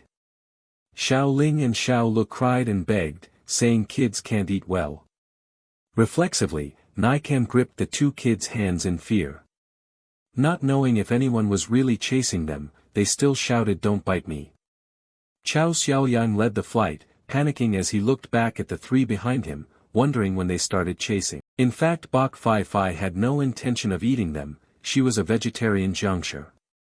Watching Chao Xiaoyang's group run like the wind, she laughed, finding it rather amusing. But the real danger was only now revealed. A monster stealthily observed their every move, its tentacles clinging together as it slowly maneuvered above, looking down at the panicked Chao Xiaoyang. Bok Fai Fai suddenly heard a strange sound from the roof. With keen senses, she immediately recognized the lurking danger. Without a word, she dashed like lightning behind Chao Xiaoyang. He was running like mad. Chao Xiaoyang turned his head in horror and cried out, "Oh my God!" His legs felt like they'd been fitted with wheels as he kept running, shouting between screams that he had no grudge against her. Why was she only chasing him? At that moment, massive tentacles tore through the ceiling and plunged down. Slime dripped like cobwebs. The monster used its tentacles to attack Chao Xiaoyang. He screamed, "Help me!" Bok Fai Fai saw hundreds of tentacles like an octopus and was briefly surprised, but immediately realized the danger. A sound rang out as Bok Fai Fai accelerated, moving faster than the monster. Ignoring the danger, she intercepted it just as the tentacles were about to touch Chao Xiaoyang. The monster was undeterred and swung more huge tentacles, wrapping Bok Fai Fai tightly and pulling her into the air. She writhed in pain but to no avail. Chao Xiaoyang ran over to help but couldn't pull her free from the monster's grasp. In a desperate moment, Bok Fai Fai reached out to him with helpless eyes. Chao Xiaoyang's heart seemed to stop. He stood there terrified, not knowing what would happen next. The giant creature seemed to be toying with them. After a while, it withdrew its tentacles and suddenly dropped Bok Fai Fai in free fall onto the cold tile floor. Slime from the tentacles seeped through holes in the walls, dripping onto the floor and emitting a strong, foul fishy smell. Finally the monster fully revealed itself, descending from above like a bird and landing with force. Its bulky body made a heavy thud, nearly crushing Chao Xiaoyang. The giant octopus blocked out the surrounding light, exuding a dense, strange black smoke. Its eyes glowed red like fiery orbs, furious as it stared at Chao Xiaoyang. Lei Hong suddenly lunged out and roared to warn his men that it was a mutated creature. The group immediately took positions, preparing to respond. A row of sniper rifles was fully loaded, ready to fire on Lei Hong's command. As soon as the order was given, shells exploded in succession, aimed straight at the monster. The giant octopus angrily whipped its tentacles, long as iron arms, forming a solid shield. In an instant it deftly caught hundreds of bullets. Its thick hide swelled like armored plating, stopping every attack. Bok Fi lay motionless in a pool of blood beside the wall, her injuries severe enough to render her unconscious. Chao Xiaoyang and Nai Cam rushed to her side, filled with worry. Bok Fi grimaced and gasped, blood from her wounds soaked her body, leaving her even more exhausted. Nai Cam stammered to Chao Xiaoyang that she seemed to have been protecting him moments ago. Chao Xiaoyang sat down and gently supported Bok Fi. Seeing the girl brought to this state for defending him made his heart ache with an indescribable pain. Why did this happen? Though weak, Bok Fi still recognized Chao Xiaoyang's voice. She forced her eyes open, bloodied hands trembling as she clutched something and held it out to him. On her small blood-stained hand she held out a candy wrapper, long crumpled. Chao Xiaoyang immediately recognized the familiar wrapper. He fell into a brief reverie as memories flooded back, the moment he first met Bok Fi when he tossed her a candy. Taking the wrapper from her, Chao Xiaoyang asked emotionally if she had come to give this to him. Bok Fi faintly nodded, letting out a few weak sounds. Exhausted, she couldn't speak further, her eyes slowly closed. Xiaolu stood beside them, eyes wide in surprise. She understood what we were saying. Chao Xiaoyang immediately contacted the system, urgently asking how this was possible. She's a Jiangshi, so why is she acting like a human? The system quickly analyzed data from Bok Fi's body. A stream of energy ran through her, and continuous analysis signals appeared. The system replied, based on the analysis, the target's body does contain the Jiangshi virus.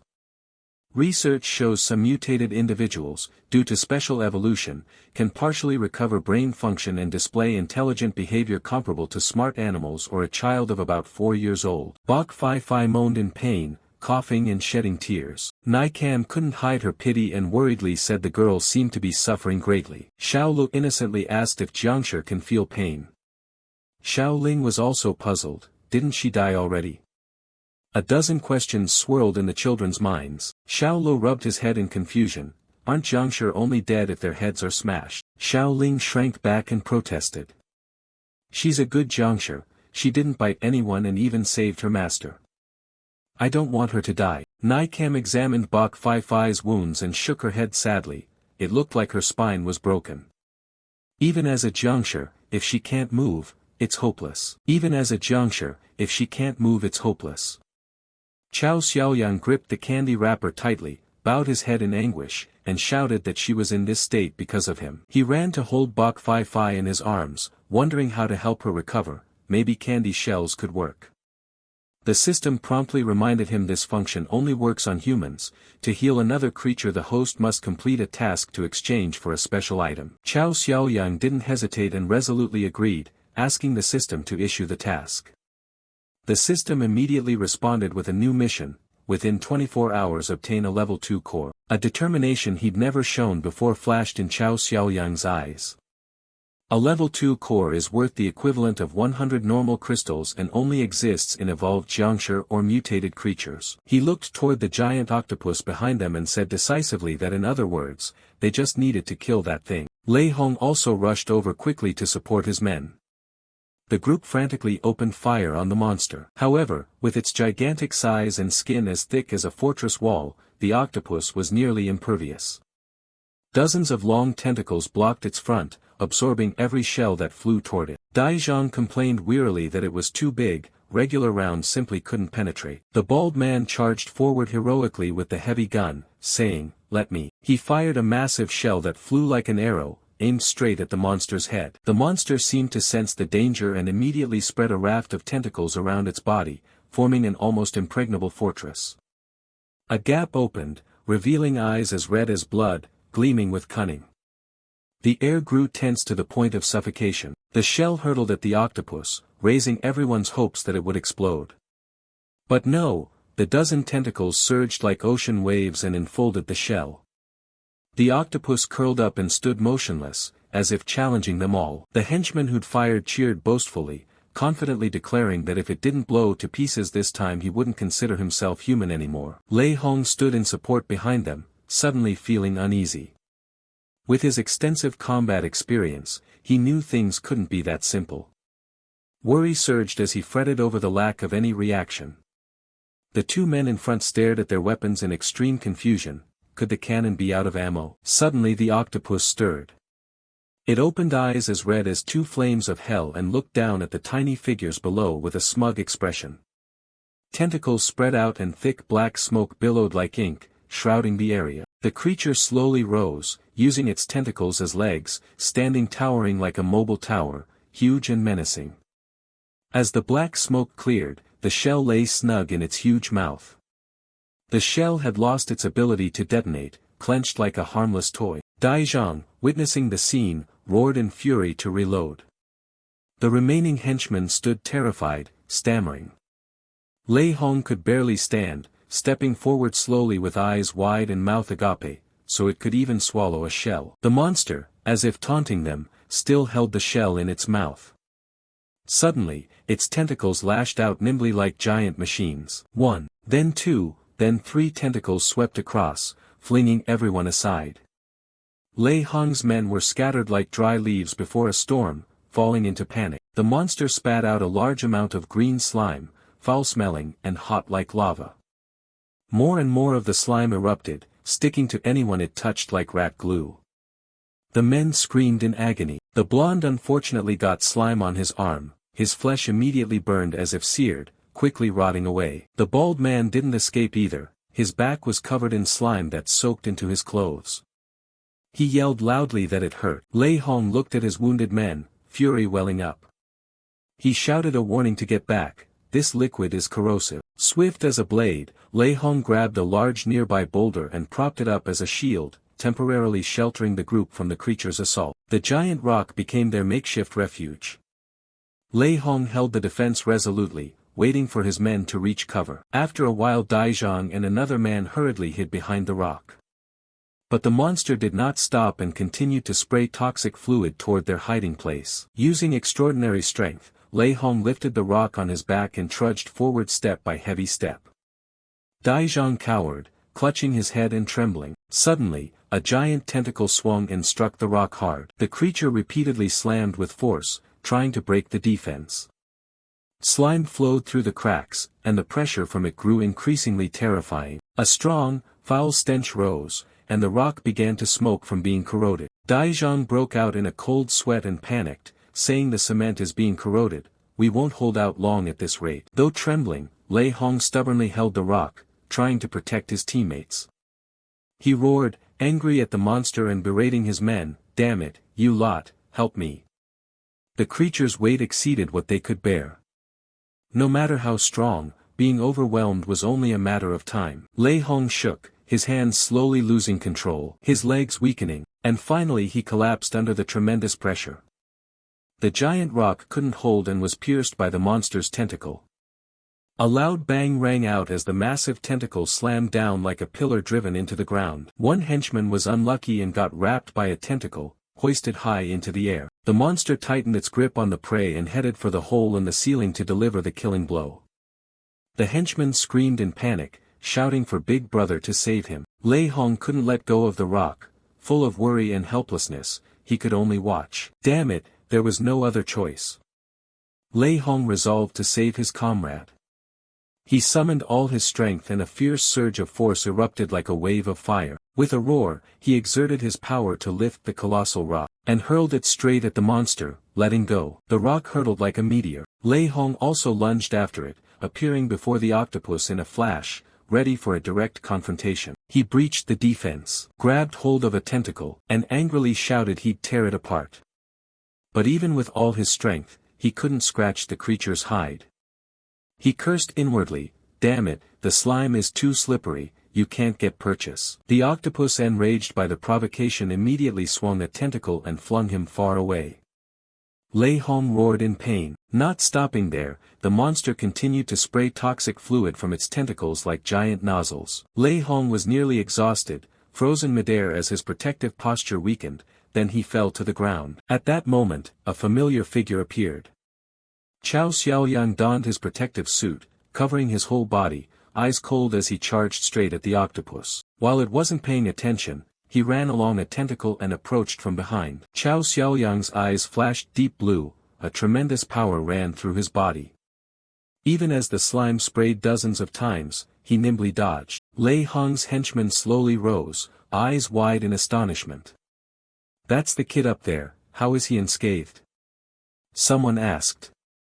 Is that a special ability? Lei Hong landed safely and couldn't believe his eyes.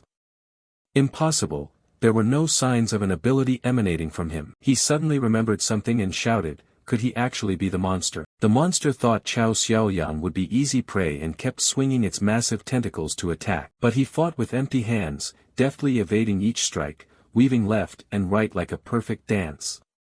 The creature could hardly touch him. Chao Xiaoyang leapt high into the air, targeting the tentacle before him. Using his spiritual force, he moved like lightning and executed an action of vanishing like in an action movie. In a single second he disappeared without a trace. A cold surge of aura descended. Chao Xiaoyang clenched the dagger, flame of vengeance, and drove it straight into the monster's lower body, aiming for the shell lodged in its mouth. He shouted, here it is, don't care about life or death. Chao Xiaoyang thrust the knife hard into the shell, do or die. Only then did everyone realize Chao Xiaoyang was a man chosen by fate. Under the knife's impact, the shell immediately spat fierce sparks and was successfully detonated. A deafening blast rang out as flames erupted around the creature's body. A cataclysmic explosion tore it apart. The fire grew larger and larger, black smoke blanketing the sky. Pieces of the monster's body rained down everywhere, blood pouring profusely. The remaining carcass of the octopus lay motionless, roasted by the flames like a grill, blood running like a river, the rank stench assaulting the nose. As the black smoke cleared, Chao Xiaoyang removed his protective suit. Smiling with satisfaction, this raincoat works pretty well. He was pleased with the gadget, the blast's shock was perfectly insulated. High tech was indeed powerful. He called the system, Second Elder, can you give me a few more next time? The system chuckled at the silly request and replied, rewards are randomly drawn, but if the host performs well, your chances will be high. Chao Xiaoyang suddenly remembered the main objective. The monster had been killed, and he immediately began rummaging through the pile of rotten flesh. Beneath the slime he picked up an object emitting a warm golden glow. Just what I needed. He cheered, he'd found it, a level 2 core. The system announced, congratulations host, mission complete. You received a level 2 core, rewards, an instant healing candy with unlimited uses, plus an apocalypse cookbook. Chao Xiaoyang looked at the book and asked blankly, what use is a cookbook? The system explained, in the apocalypse many creatures and plants mutate, if you remove the infected parts, they're edible. But ordinary people don't know this and won't dare eat them. This book details their anatomy and cooking methods, indispensable for anyone wanting to run a food stall in the apocalypse. Hearing that, Chao Xiaoyang's annoyance eased, he happily accepted the reward and tucked it away, thinking it was a useful item. But the most important thing was saving people. He hurried to the weak Bok Fai Fai, gently lifted her head, and fed her the candy he'd just received. Bok Fai Fai grimaced, swallowing it with difficulty and discomfort. But only seconds later she suddenly opened her eyes wide and stared at Chao Xiaoyang. Her previously frail body was completely healed. She happily stood up, stretched, and waved her arms and legs confidently. Tu Lin next to her cheered excitedly, amazing, she's alive again. Naikem watched the scene, uneasy, swallowing hard as she thought to herself that this guy single-handedly handled the mutated octopus. The more she thought, the less she understood. Just moments ago he seemed ordinary, and now he's like a different person. Could he be hiding strength? After dancing around a bit, Bok Fai Fai looked up at Chao Xiaoyang, pointed to her mouth, and made a few cute, sounds as if expecting something. Seeing Bok Fai Fai's naive gesture, Chao Xiaoyang snapped, annoyed, are you even there? Are you that addicted to games? Tu Lin excitedly ran over, eyes sparkling with curiosity, what game? Tu Lin wants to play too. Naikam stood watching Chao Xiaoyang, thinking to herself that this guy didn't look trustworthy at all. Chao Xiaoyang had to reenact the old trick. He gripped the bag of candies like before, and while Bok Fai Fai wasn't paying attention, he dashed off and tossed the candies behind him for her to chase and pick up. Tu Lin beamed, clapping and cheering, thrilled as if watching a funny performance. Watching the three of them joke, Naikan couldn't help but smile, thinking to herself that this guy's heart isn't so bad after all, maybe he's trustworthy. Tu Lak stayed wary, sneaking up behind Tu Lin and whispering, little sister, stay a bit away from her. He looked at Bok Fai Fai with suspicion, she's a zombie, won't she really bite someone? Bok Fai Fai suddenly turned and stared at the two siblings, her eyes showing affection, especially toward the chubby Tu Lin. She smiled, trying to show she liked the little girl. Tu Lin froze, watching Bok Fai Fai worriedly, crumbs of candy still stuck to her cheek. Bok Fai Fai excitedly lunged forward and licked the crumbs off Tu Lin's cheek. The girl giggled in delight because it tickled. When she finished, Bok Fai Fai licked her lips and looked at Tu Lak with a hungry expression, scaring him out of his wits. She spread her arms and rushed at him. Tu Lak went pale, turned and ran, shouting, "You're cruel. You scared the kid half to death.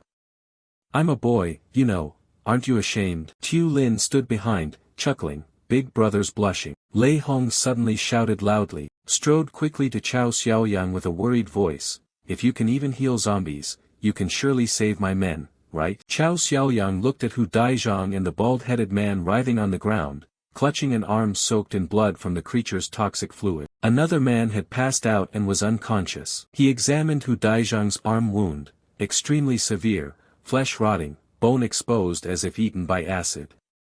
The organs were probably badly affected too. A large hole in Hu Daizhang's arm exposed the bone inside. The infection was dreadful. Lei Hong nodded, urgency in his voice, "I can see that, treat them quickly." Chao Xiaoyang threw Lei Hong an annoyed glance, "Are you ordering me around?"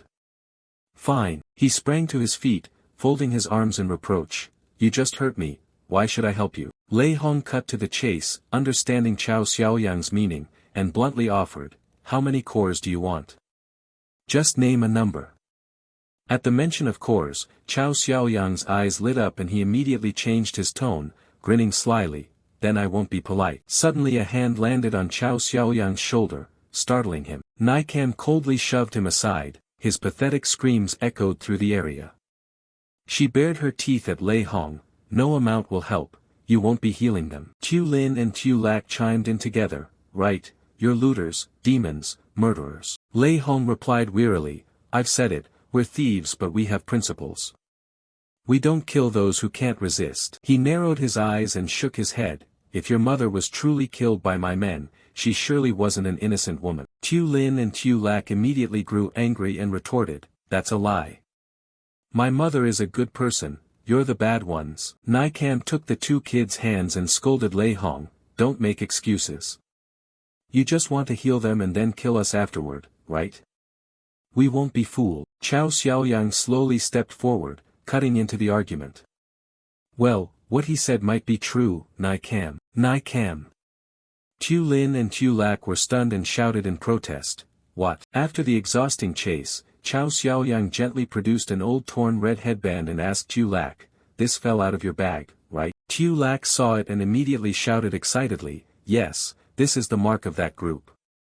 I always carry it to remind myself not to forget what they looked like." He recalled his mother's killer, a middle-aged man blind in one eye, wearing a red headband, who looked somewhat like Lei Hong. Chao Xiaoyang also handed over the dagger he'd picked up. "This dagger is theirs, right?" They compared the evidence. The emblem on the headband and dagger were similar, but mirrored. Naikam examined the dagger closely and noticed some differences. Tu Lak, disappointed, said, "This one looks way more stylish." Tu Lin looked at the headband's emblem and judged, "Honestly, this looks like an elementary schooler's drawing." Lei Hong, standing nearby and hearing his group's logo criticized, flushed with anger, "What? Simple debate. This is called a strong, free-spirited style. If you don't understand, don't talk nonsense." Chao Xiaoyang sighed and tried to mediate, "I've seen gangs use others' names to rob and stir up hatred before."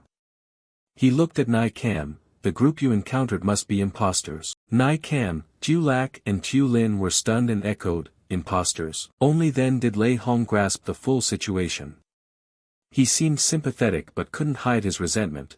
"No wonder some people suddenly attacked us before, as if there was deep hatred. Turns out there was a third party causing trouble." Tu Lak angrily cursed, "Those people are fools, disgusting. So they weren't the Jing Lei Legion at all, just con artists." Tu Lin looked up at her brother sadly, voice full of grievance, "So who do we seek revenge on?" The two children were pitiful, their eyes filled with the pain of losing their mother. Naikam bent down, looked at the two kids gently, and tried to comfort them to ease some of their pain, revenge is not a burden you must carry. More than that, your mother would want you to live healthy and happy. Tu Lak and Tu Lin quietly looked at Nai Cam, their gazes still heavy with sorrow. At that moment, Hu Daizhang, his body wrapped in white bandages, stormed forward angrily and roared, "Those bastards dared to sully our name. If I find them, I'll chop them to pieces." Suddenly Hu Daizhang coughed up blood, probably because he moved and irritated his wound in his fury. Lei Hong opened his eyes wide in alarm at his beloved comrade's pain. He hurriedly supported him, then turned to Chao Xiaoyang, pleading, "Now that things are clear, can you heal my men? If we wait much longer they'll die." Chao Xiaoyang nodded, but didn't forget to demand payment. "I can, but 10 cores per person." "That's a bargain." Lei Hong immediately agreed and handed over a pouch of cores. "No problem, money talks." Chao Xiaoyang cheerfully ordered, "Please step aside, it'll be done shortly." On his beloved cart, several eggs had been smashed, their bright yolks flowing everywhere. Chao Xiaoyang watched the scene in grief, sorrowful as if a treasure was lost, such delicious eggs ruined. He recalled the heated clash with the Jinglei Legion, and sneaked a glance at Lei Hong, grinning foolishly. "That was just a bit of trouble, should I return the cores to you?" Lei Hong heard this and turned red with anger, roaring, "Are you kidding me?" Chao Xiaoyang rubbed his head and forced a smile, quickly pushing the cart away.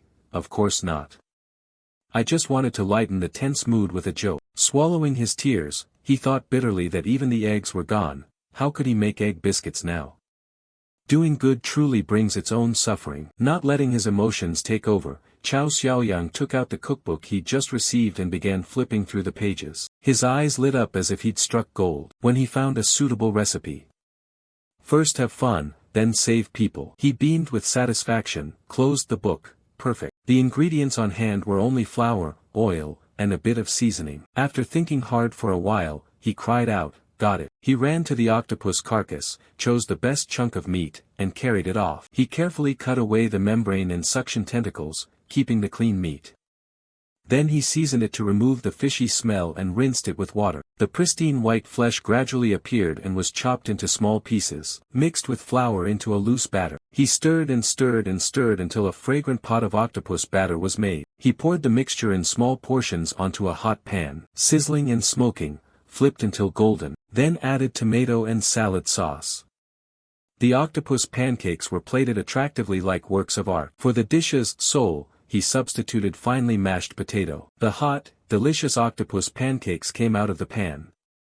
Chao Xiaoyang proudly said, "Done." He brought the food to Lei Hong's men. "Eat this and your bodies will recover." The bald guy and the blonde screamed in horror. "You used a mutated octopus to make food? What are you doing? Telling us to eat this, you must want us dead faster." But Lei Hong, tempted by the aroma, sniffed eagerly and hesitated. "Can this really be eaten?" Chao Xiaoyang shook his head tiredly and explained, "Read any martial arts novels. Where there's venom, there's always an antidote within 5 steps. I already took the cores, no returns.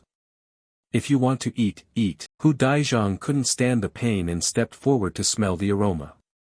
"Smells so good, it hurts.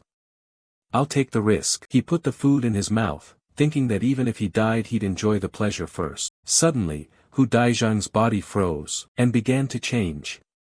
He exclaimed in surprise, "This is," then clutched his stomach and coughed violently. His men panicked and shouted, "Daizhang!" Lei Hong warned Chao Xiaoyang anxiously, "What are you doing? If anything happens to my men, I won't forgive you." Before anyone could act, Bok Fai Fai rushed forward to block Lei Hong. He retreated in fear, stammering, Please don't come over here, it's not good." Hu Daizhang covered his mouth, made a few strange groans, then suddenly burst into excitement, "So delicious." He ecstatically described the pillowy fragrant batter and the chewy, fresh octopus, each chew like sprites dancing on the tongue, flavors as if the living ocean fiercely struck the soul. He raved, "Truly unbelievably tasty." Hu Daizhang's reaction left the bald guy and the blonde bewildered. "Really? This is actually good." Lei Hong and his men immediately rushed to Chao Xiaoyang's cart, jostling to order, "Whatever, I'll eat too. Give me a portion." The tense atmosphere instantly turned lively and everyone got some. They savored the food in ecstatic delight, praises ringing out non-stop, "So delicious. This is bliss." The blonde quickly brought a takoyaki to a Hu Ahu, you should try this too. Ahu bit down, chewing voraciously as if swallowing the stars from the sky. He shouted, eyes sparkling, the wound's healed. The pain is gone too. It's miraculous. He lifted his shirt to show off his chiseled six-pack, even his old wound was completely healed. Excited, Ahu ran up and asked Chao Xiaoyang, is this also a property of the octopus meat? Chao Xiaoyang was stunned, unsure how to answer, and forced a smile. Well, I added a bit of seasoning to yours, consider it a special gift. But inside he worried, oh no, there's a bug here. My current power isn't enough to deal with supernatural abilities. If this group learns about the system, they might capture me and exploit me to death. Chao Xiaoyang was lost in thought and didn't notice the calls around him. Suddenly he flinched and thought, have I been discovered? It turned out Lei Hong had come over and patted his shoulder, eyes full of gratitude. Didn't expect you humans to be pretty decent. Chao Xiaoyang silently thanked his luck. This guy is simple-minded and well-built, easy to fool. He laughed loudly. So about that cooperation we discussed earlier, Lei Hong nodded, I'll consider it. But his men immediately objected, shouting, boss, don't listen to him. Right, weren't we injured because of him? He should be the one responsible. Chao Xiaoyang retorted at once, you robbed my stall, didn't I have the right to fight back? Lei Hong's crew burst into laughter as if hearing a joke. The blonde offered a justification both logical and absurd, we're thieves, seeing you carry so much food, of course we'd steal it. Some people are just passionate about their work every day, you know. Ahu added, it's professional ethics. Lei Hong laughed and nodded in agreement, exactly. Chao Xiaoyang pointed at Bok Fai Fai and asked, what about that girl? Didn't you say you don't rob women and children? He went over to Bok Fai Fai to lecture her, she may be a zombie, but she's still a girl. What were you sneaking around planning to do? Lei Hong's men looked left and right and chorused, no one did anything. No hands were laid on her. The bald one said awkwardly, who told her to be so pretty? We only did it for the boss. Chao Xiaoyang smirked, pleased, caught red-handed. What is this? Some weird hobby. Naikan clapped a hand to her mouth in shock, even zombies aren't spared, disgusting. Tu Lac covered Tu Lin's ears, don't listen. Hu Daizhong looked at Lei Hong bashfully, boss, you, the men laughed loudly. I saw you talking privately with someone before, so it was. Lei Hong turned red and cried indignantly, how unjust.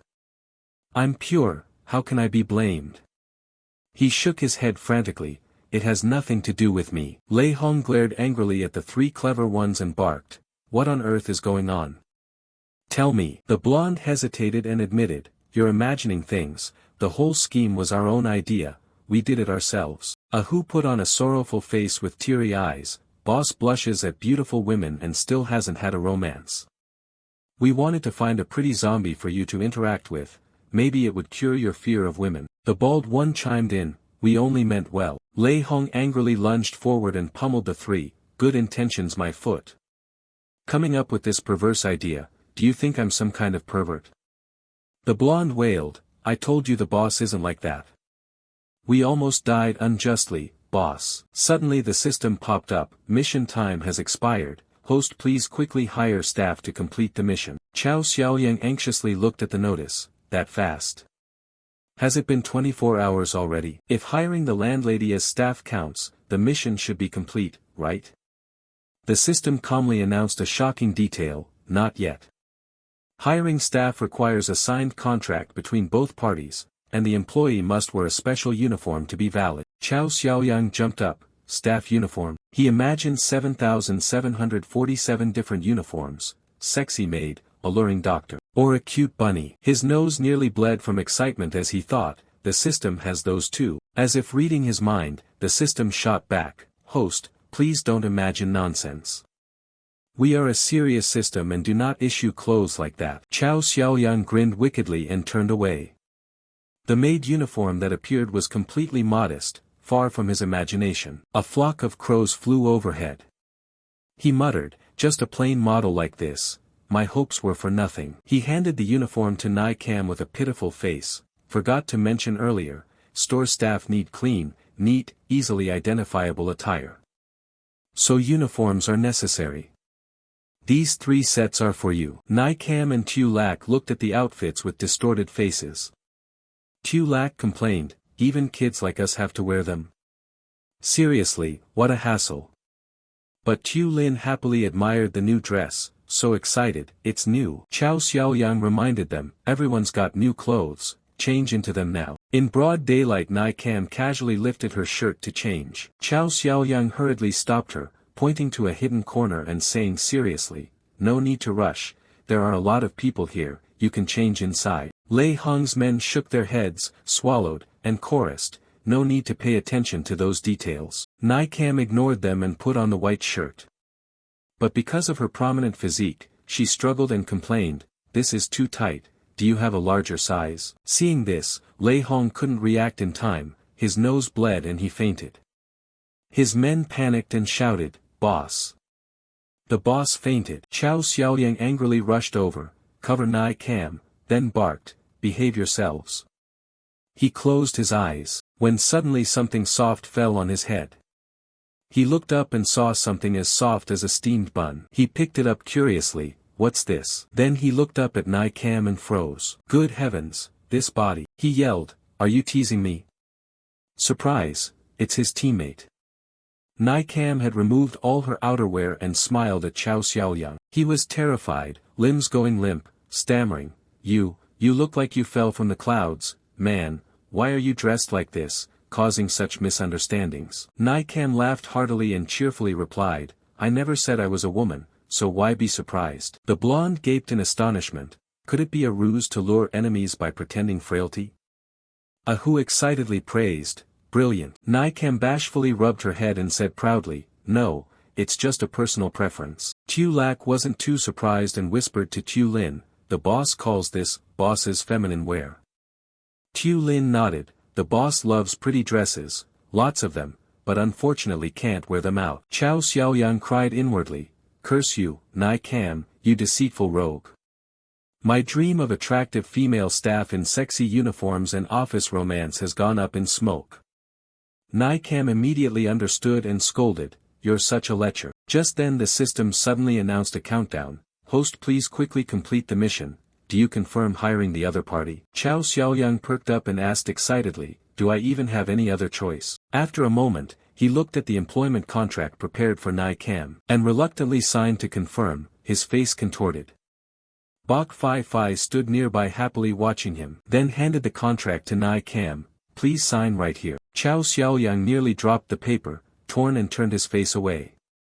Nai Cam glared at him in disgust, what kind of face is that?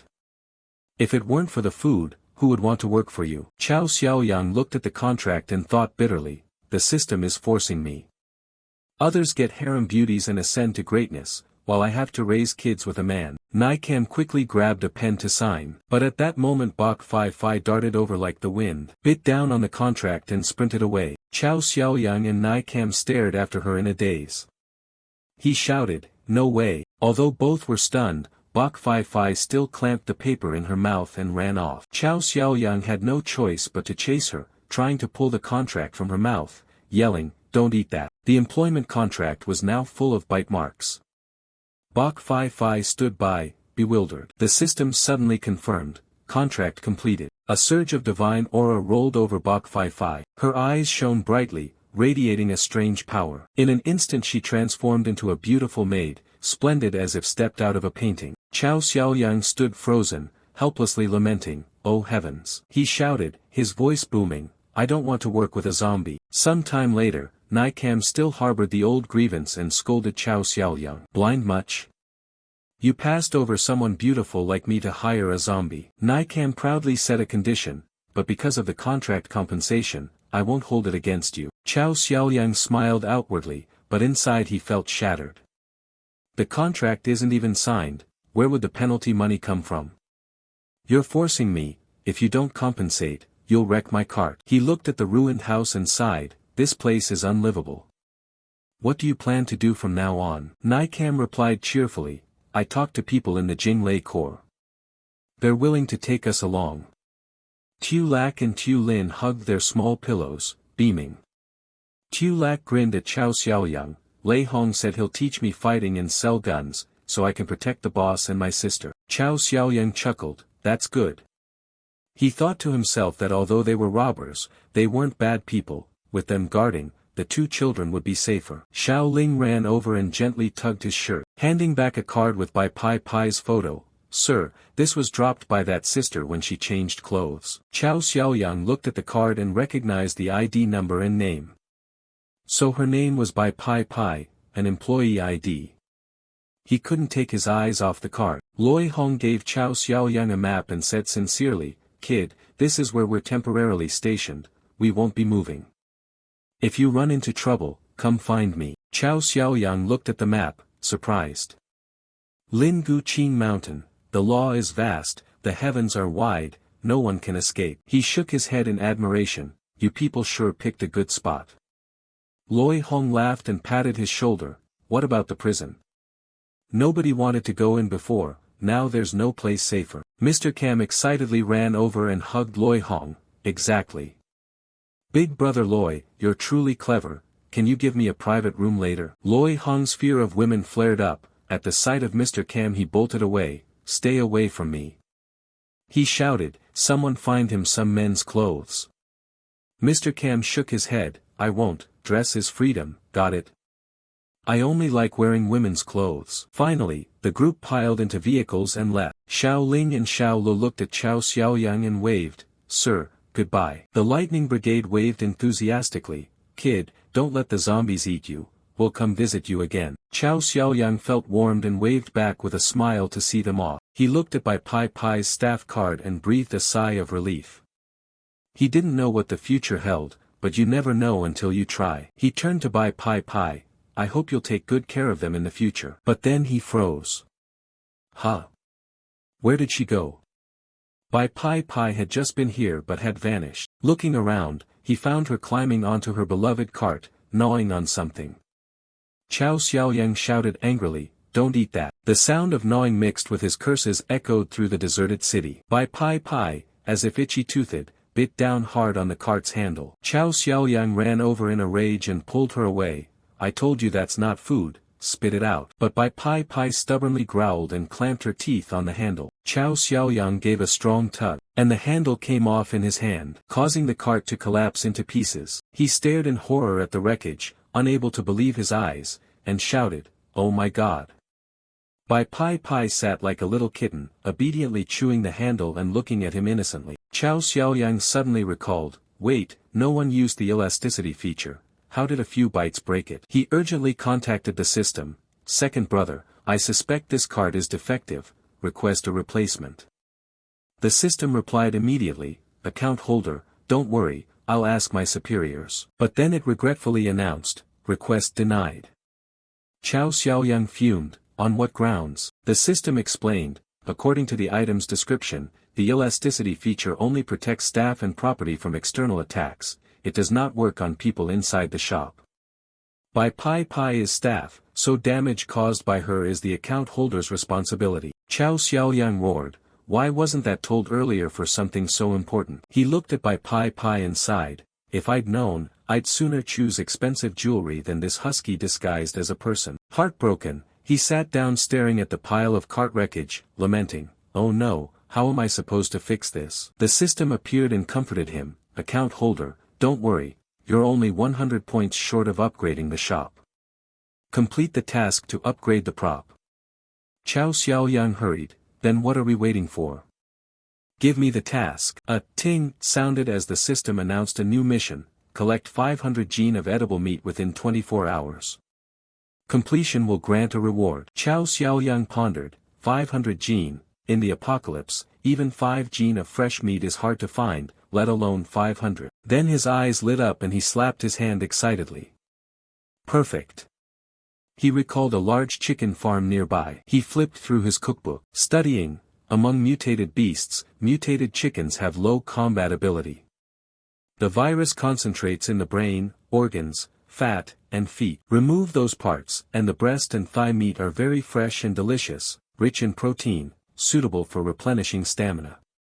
He exclaimed eagerly, then the chicks in the coop are coming with me. But a mutated rooster suddenly switched to combat mode, its eyes blazing red, its crow-piercing. Chow Xiaoliang hid behind a rock, thinking, mutated chickens are just bigger and generally not different from normal chickens. The problem is their numbers. He'd have to separate and deal with them one by one. He looked at Bai Pai Pai. Time to use you. Chow Xiaoliang made a plan and pantomimed thousands of moves for Bai Pai Pai to understand. He asked, does she understand? Bai Pai Pai nodded cheerfully. He ran into the middle of the flock and ordered, little Bai, at. Bai Pai Pai took the order and charged out with the wooden plank, but forgot the plan and ran straight toward him. Chow Xiaoliang yelled, not that way.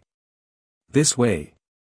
This isn't a game. The flock detected something wrong, all turned, their eyes blazing with murderous intent as they lunged at Bai Pai Pai. Terrified, she bit the plank hard, jumped onto the loft, and looked down at the furious chickens. Chow Xiaoliang stepped back. Panicking, we're doomed. He ran for his life.